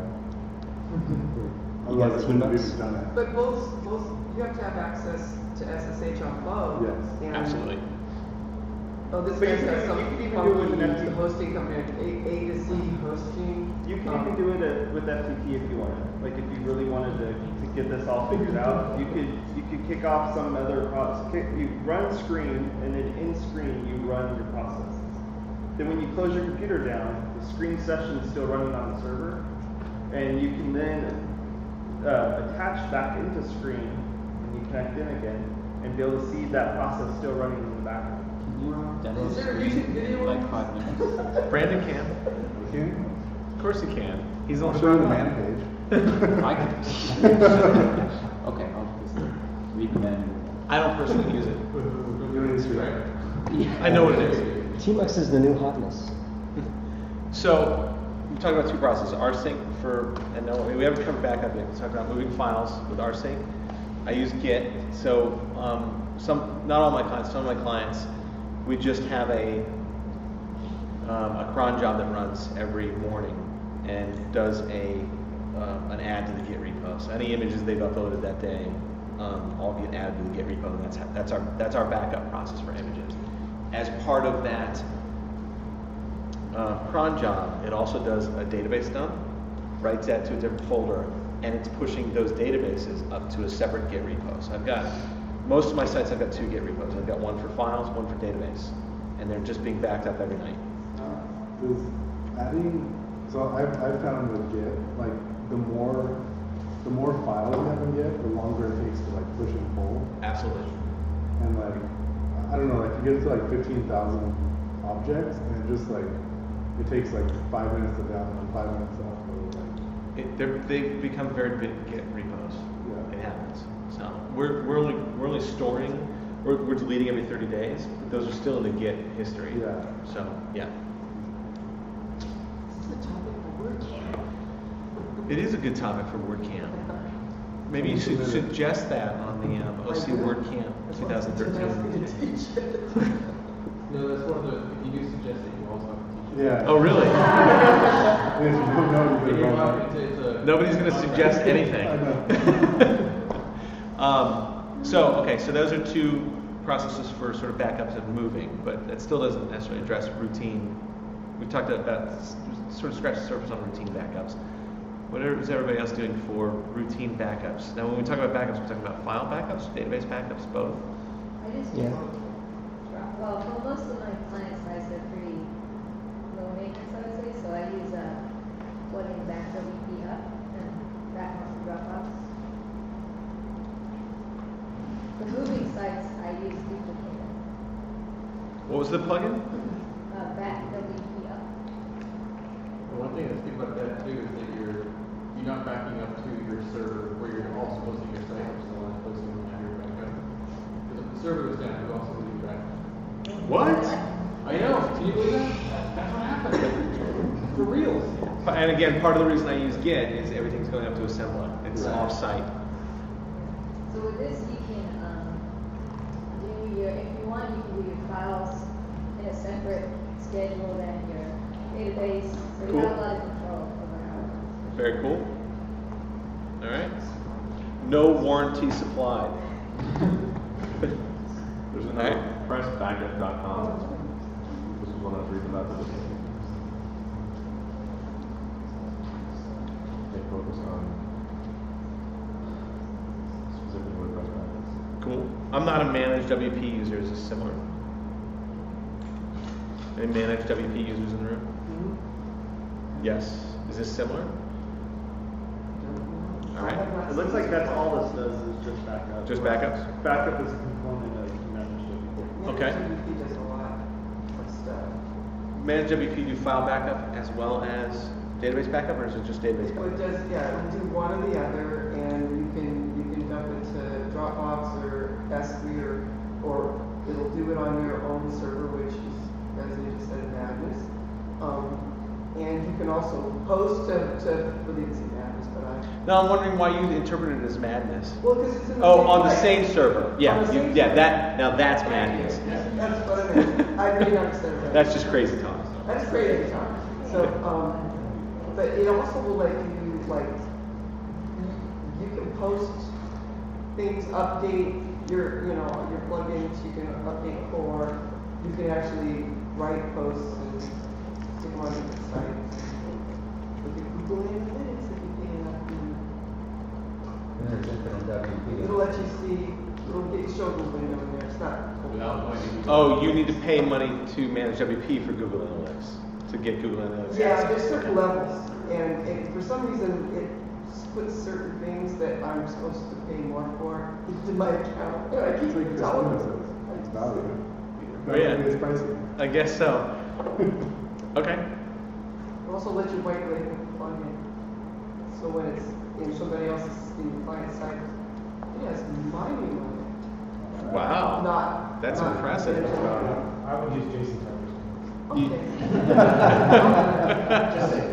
If I could change it, I would. I'm not sure. I think if I change it Either once, that or Lauren. From WP Butter. Just put Lauren's name in there. If it breaks, call Lauren. I'll put his phone number. Tell us about Press Backup. I forgot your name. Is that name? I'm sorry, David. David. Do you use this? No, it was an AppSumo deal today. Oh, okay. And it was bugging me. I couldn't remember what it was. Okay. But AppSumo also has the WP or managed WP for $37.80, which is 50% off for 10 cents. I love those guys. They give away great stuff for free.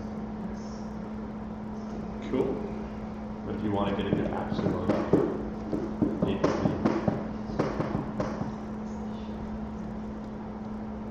All right. Because the guy who got fired from Facebook and would have made $1 billion for this day.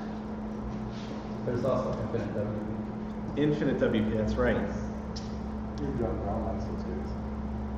That's what I hear.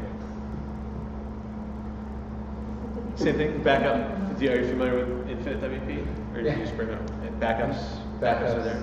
Updating core, updating plugins. Okay. I'm very similar to managed WP, except you're hosting this piece of software or you want local or up on a server. So you put it on your own hosting account, and then You can. I mean, I'm gonna leave it there for a I second. I'm gonna leave it there for a second. What? I run it locally. Oh, you can. So, I got out a hosting account and it's a pain in the butt. so you can run it in desktop server? Is that what you mean? Like have No, you just set- would run it locally on your Oh. desktop and then tell it to do commands. Or you should do that. Or you can. I own it. It's been too confusing for me to install it, so I keep paying for that stuff. So this used to be a popular plugin that would just sort of do database dumps, but it's got the yellow bar of death up top. So that's why I left this up on the screen. So I think if you don't know this already, I'm just going to mention this. If you ever see that yellow bar, move along. There's WP remote too. WP remote? Basically the same thing as the others, so probably less because It's Or free. you can make it your new project. Free's good. What's that? Or you can make it your new project. Make what your new project? WP Or get Take it over. There was some discussion. I can't remember if it was on our group or the advanced group. I think it was the advanced group about how to take over a plugin that's fallen off. That's and I don't remember what the answer was. It came up in at the community summit too. Did it? Yeah, they talked about how There's- they were end of life for plugins and things like that. There's been some discussion. They don't have a way to give this over to another developer. They're working on it. Yeah. Because there are a ton of plugins that have to do. Is he making fun of me? What do you think? Yes. All right. Any other backup stuff? Did that help? Yeah, I use a cron job that does a database dump and Yeah, there you go. another Cron job. RC. That's good. Okay. One of Great job. Okay. Steve? Yes. One other thing you mentioned with the backup stuff is check to make sure there's a restore option with the backup. This is something that's huge, and I know I say this What? all the time. I know. Why would you want to do that? But I've had a lot of clients that will come to us and say, my site went down, I have this backup, but I don't know what to do with it. If you don't know what to do with it, you're just stuck and your site crashed anyway. So look for a restore option that will then either put those files back up for you, or there's a guy who's going to do it for you. Have a plan on what to do with your backup. I think you could have stopped at have a plan. Have a plan. Yeah. Well, yeah, but your plan is just a panic. It's not a good plan. It is a plan. It's not ideal. Have a good plan. That's right. Have a solid. Have a solid plan. That's good. And don't panic. Yeah. I would just add that it's a great point, one that's easy to forget and feel like this is extra work anyways. But the other side is testing your backup to make sure it actually is backing up. Testing your backup. That's a hard one to find out. I Well, wanted to face that ugly. You sort of learn all of this the hard way. I think we all do, right? You do it once. Yeah. I don't know how to ask this question and get honest answers. Is there anybody in the room that's not backing up their stuff? No, that's not you. That's not true. All right, show of hands. Who's backing up their stuff on a regular basis? All right. Now we got some honest answers. Multiple styles of that. Yeah.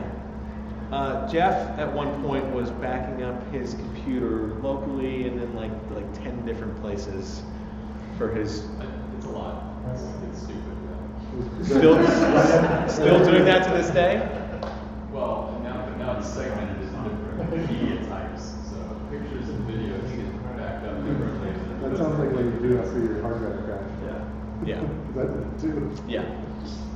Okay. Anything else? Yeah. Crash plan in using for WordPress? Well, it's at the server level.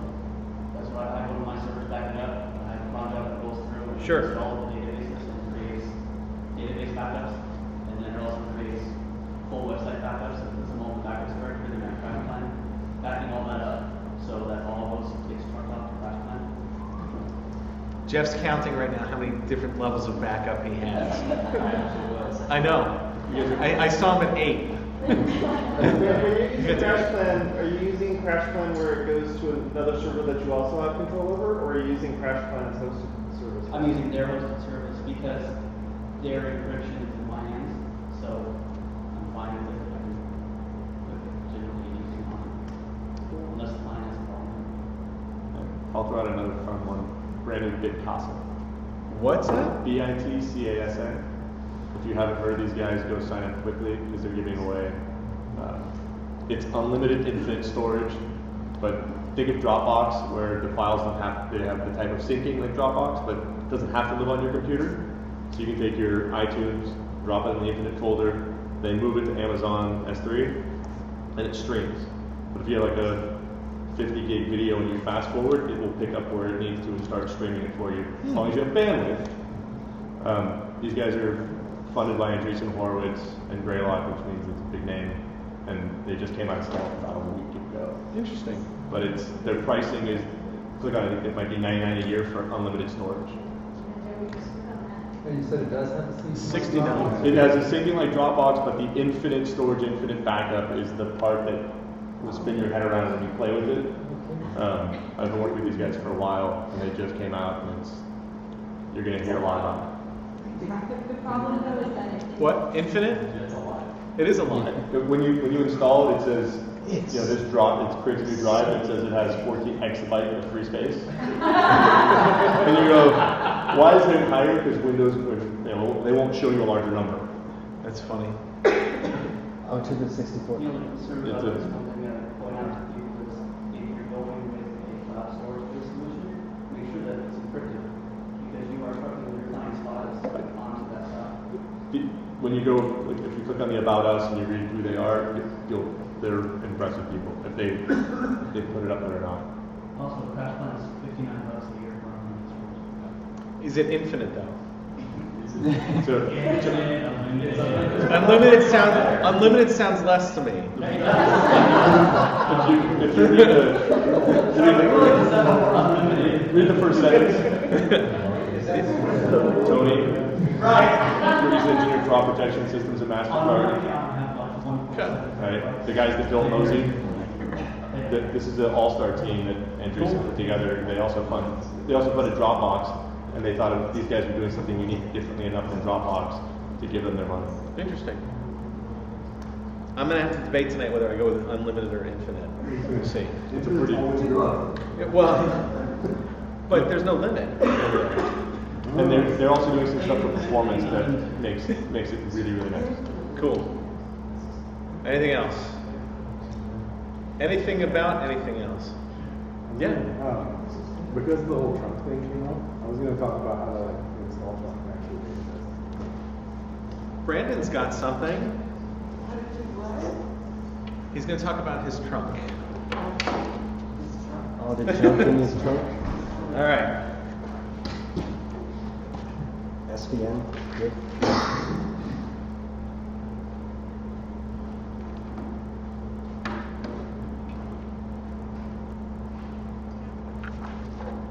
How many of you have ever installed WordPress through SVN? Good. No? Okay, awesome. You want the lights off? Do you have some techno music? No. Then no.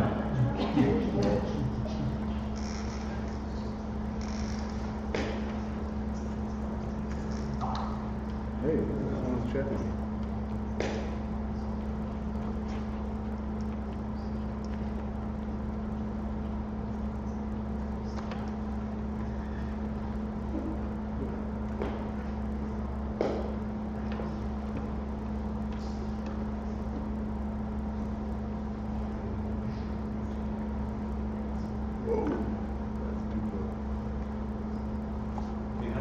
Nope.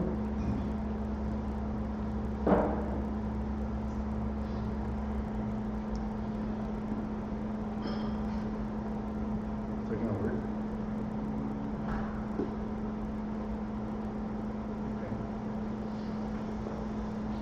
Almost there, promise. Okay.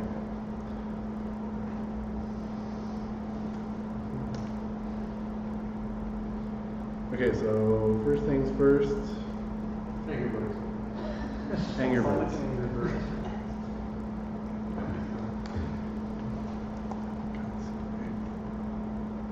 Okay, so there's this page in the codex that talks about using Subversion with WordPress, and it will walk you through basically everything that I will tell you. But basically, if you ever want to know what's going on with the development cycle of WordPress, if you're contributing, if you want to see what features are coming up and things like that, you can check out the WordPress repository and run it locally. So I already have it set up. So you'll see these awesome new icons that I hate. That's a new feature of WordPress. They're not icon fonts. No, they're not. But they're still work in progress, so I won't really go into that. But I don't know if anybody had saw this before I was ranting about it, so I just wanted to talk about how you actually get this view of WordPress. So you do have to use the command line. So if you're not familiar with that, it's really not as scary as you think. You can copy and paste, and that'll get you most of the way there. So what I do is I use MAMP.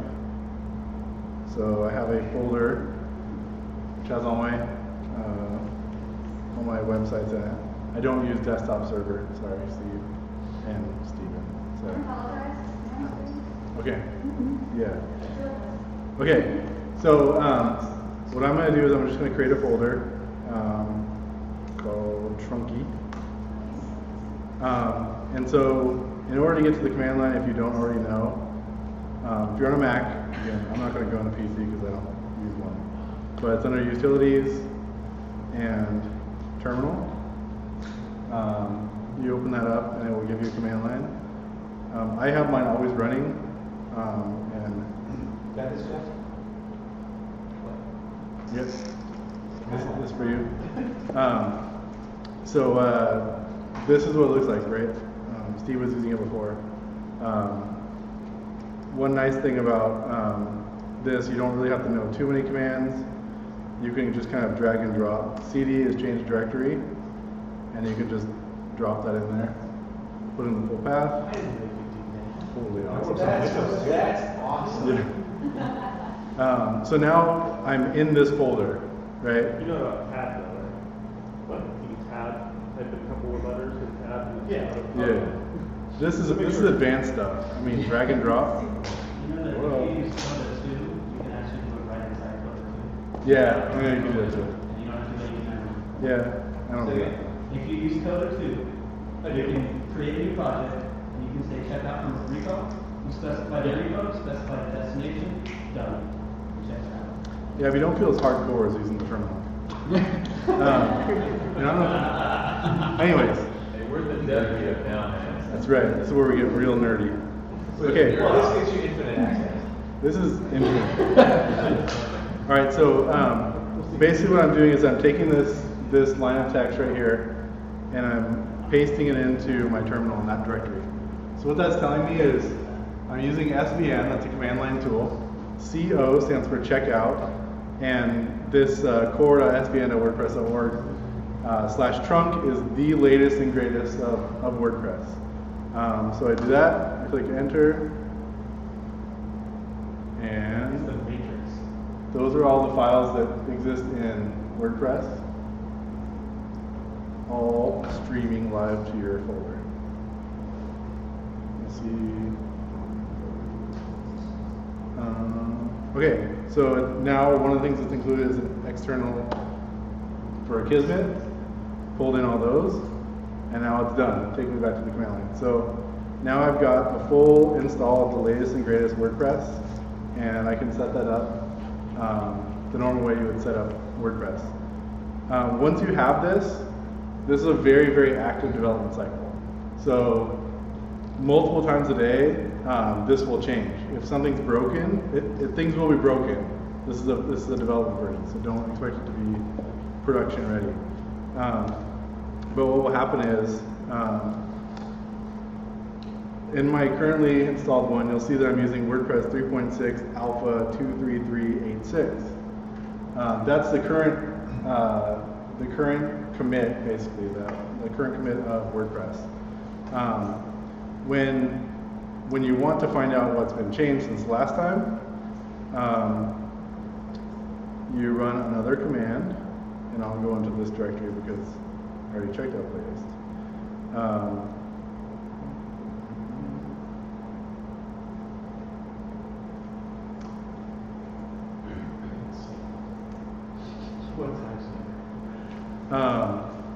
Okay, so now I'm in my normal subversion one.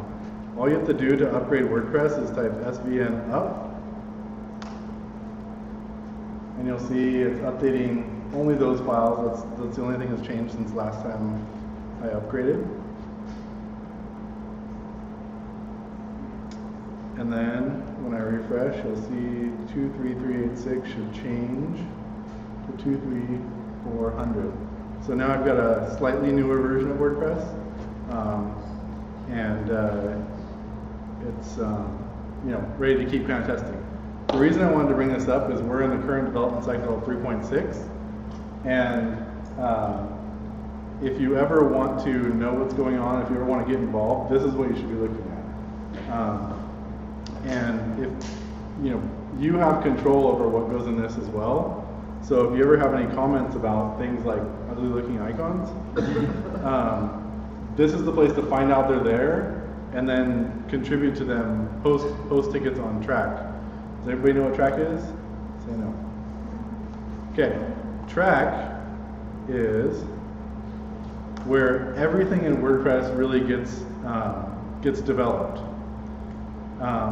Basically what this is it's a ticketing system where people can come in, post bug reports, feature requests, contribute code to WordPress that will actually go in there. And you can see really what's being slated for the next version. So the next major release is 3.6. So look, if you click on that one, you'll see these are all the tickets that are related to 3.6. So far, 4 pages worth. and it's all broken down by what component it is. So if you're interested in getting involved in something simple, you can look through here and find something that's interesting to you and sort of follow along. So if I'm looking for the menu.png, you can find anything that's related to a certain file by searching for a file that's in WordPress, and you'll find the history of what's been going on with this ticket. There's a huge conversation that people have been talking about what the impact of this is. This is where you can have your voice heard into what WordPress is. Yes. See, John's doing it. Yeah, so again, great way to get involved in WordPress to kind of follow along with the development cycle. And you don't even have to do any code really for this to happen. Just keep looking at updated trunk whenever you have a free moment. See what's new. Any questions? The repo is mirrored on Git, so you don't have to Yes. do the command line stuff. Just go to the Git repo and see the commits there. That's also true. You can do that. There is another way to do this. There's a plugin. Is it the beta testing? Yeah. Is that directly synced with trunk? Like you'll always get trunk, or is it not as updated? Is that? It's slightly behind, but basically, if you install this plugin, it will allow you to get I think it's nightlies. So once a day, it will update with the latest version, and you can kind of go in and sort of test the features. I think this is one of the things that is the first step of sort of getting involved and contributing to WordPress. Is just be aware of what's coming out. Be proactive rather than oh no, suddenly I upgraded and now everything's broken. I know, seriously. It's weird that you're the only one with the problem, though. That's the only thing. It's weird that you're the only one with the problem. No, it just, I guess the overall message is know what's coming in WordPress and be involved in the process and making it continue to be awesome so that we all have jobs.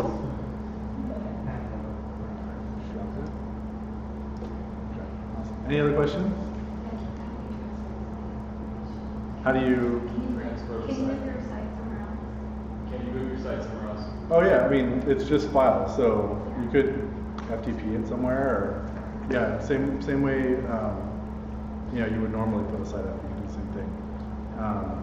The one thing to watch is usually you'd have to do an export probably on SVN, because otherwise you get lots of hidden folders.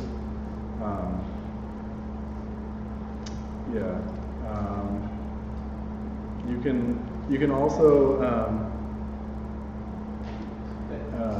that really is the big difference between SVN and Git. I mean, SVN puts hidden folders in every folder directory. Yeah, Git puts it in the main directory. Was that there's an SVN folder everywhere? Yeah. The other thing you can do, that's for checking out the latest development version. But this is what I was talking about exporting. Basically, if you export this, it will get rid of all the SVN folders, the hidden SVN folders. But you can also switch to, so here, if you wanted to switch to a different version, not 2.0, I hope. That'd be a lot of changes. Yeah, so you can switch to any tagged version of WordPress. So for example, if I wanted to stop working on trunk and I wanted to look at the latest stable version, you run SVN switch and then the tag for that. It will roll back and make all the changes. Oh, wait. Oh, sorry. Back on the web browser, do the browse and go and see what the trunk label would be. What's that? Like how would you find 351 looking at the browse to find what the trunk labels are? So they had the URL to use your web browser to view Oh, here. Yeah. Right. So finding a tag for 351 or what? Right. What I would. That's right. Okay, yeah. So within tag, these are all the versions. I'm curious. I wonder if that would work with your current database. It might have to be rolled back a little bit, but Actually, that's the thing to be careful about with this, is if you roll back to before, something that's before database upgrade, you're going to be host. that's true. So I've moved back to 3.5.1. So when I refresh this, you'll see the version is actually 3.5.1 now. And look at these icons. So nice. Just saying. Those are totally written already. I don't know if you know that. Just saying. What if you're doing them on a second screen? Yeah. Then they have to be live. The second screen is awesome. Any other questions on Subversion, Trunk, watching development cycles? You can also update plugins to SVN. You can check them out. You can do all sorts of things. Yeah, you can check out, actually, you can check out the entire plugin repository over SVN if you want to. I don't recommend it. Really? It's true. Do it. No, it's a story for us. Not on this internet connection. Oh, that's not nice. Is it only for 5? We've got infinite. Infinite. No. I think you have unlimited bandwidth. Oh, yeah, you're right. We only got the unlimited package. I think that's it. I think we'll network for about 20 minutes and then reconvene at the House of Brews, where we'll network and drink together. 2 weeks from tonight is the general meetup, and we'll see everybody there. Thanks for coming.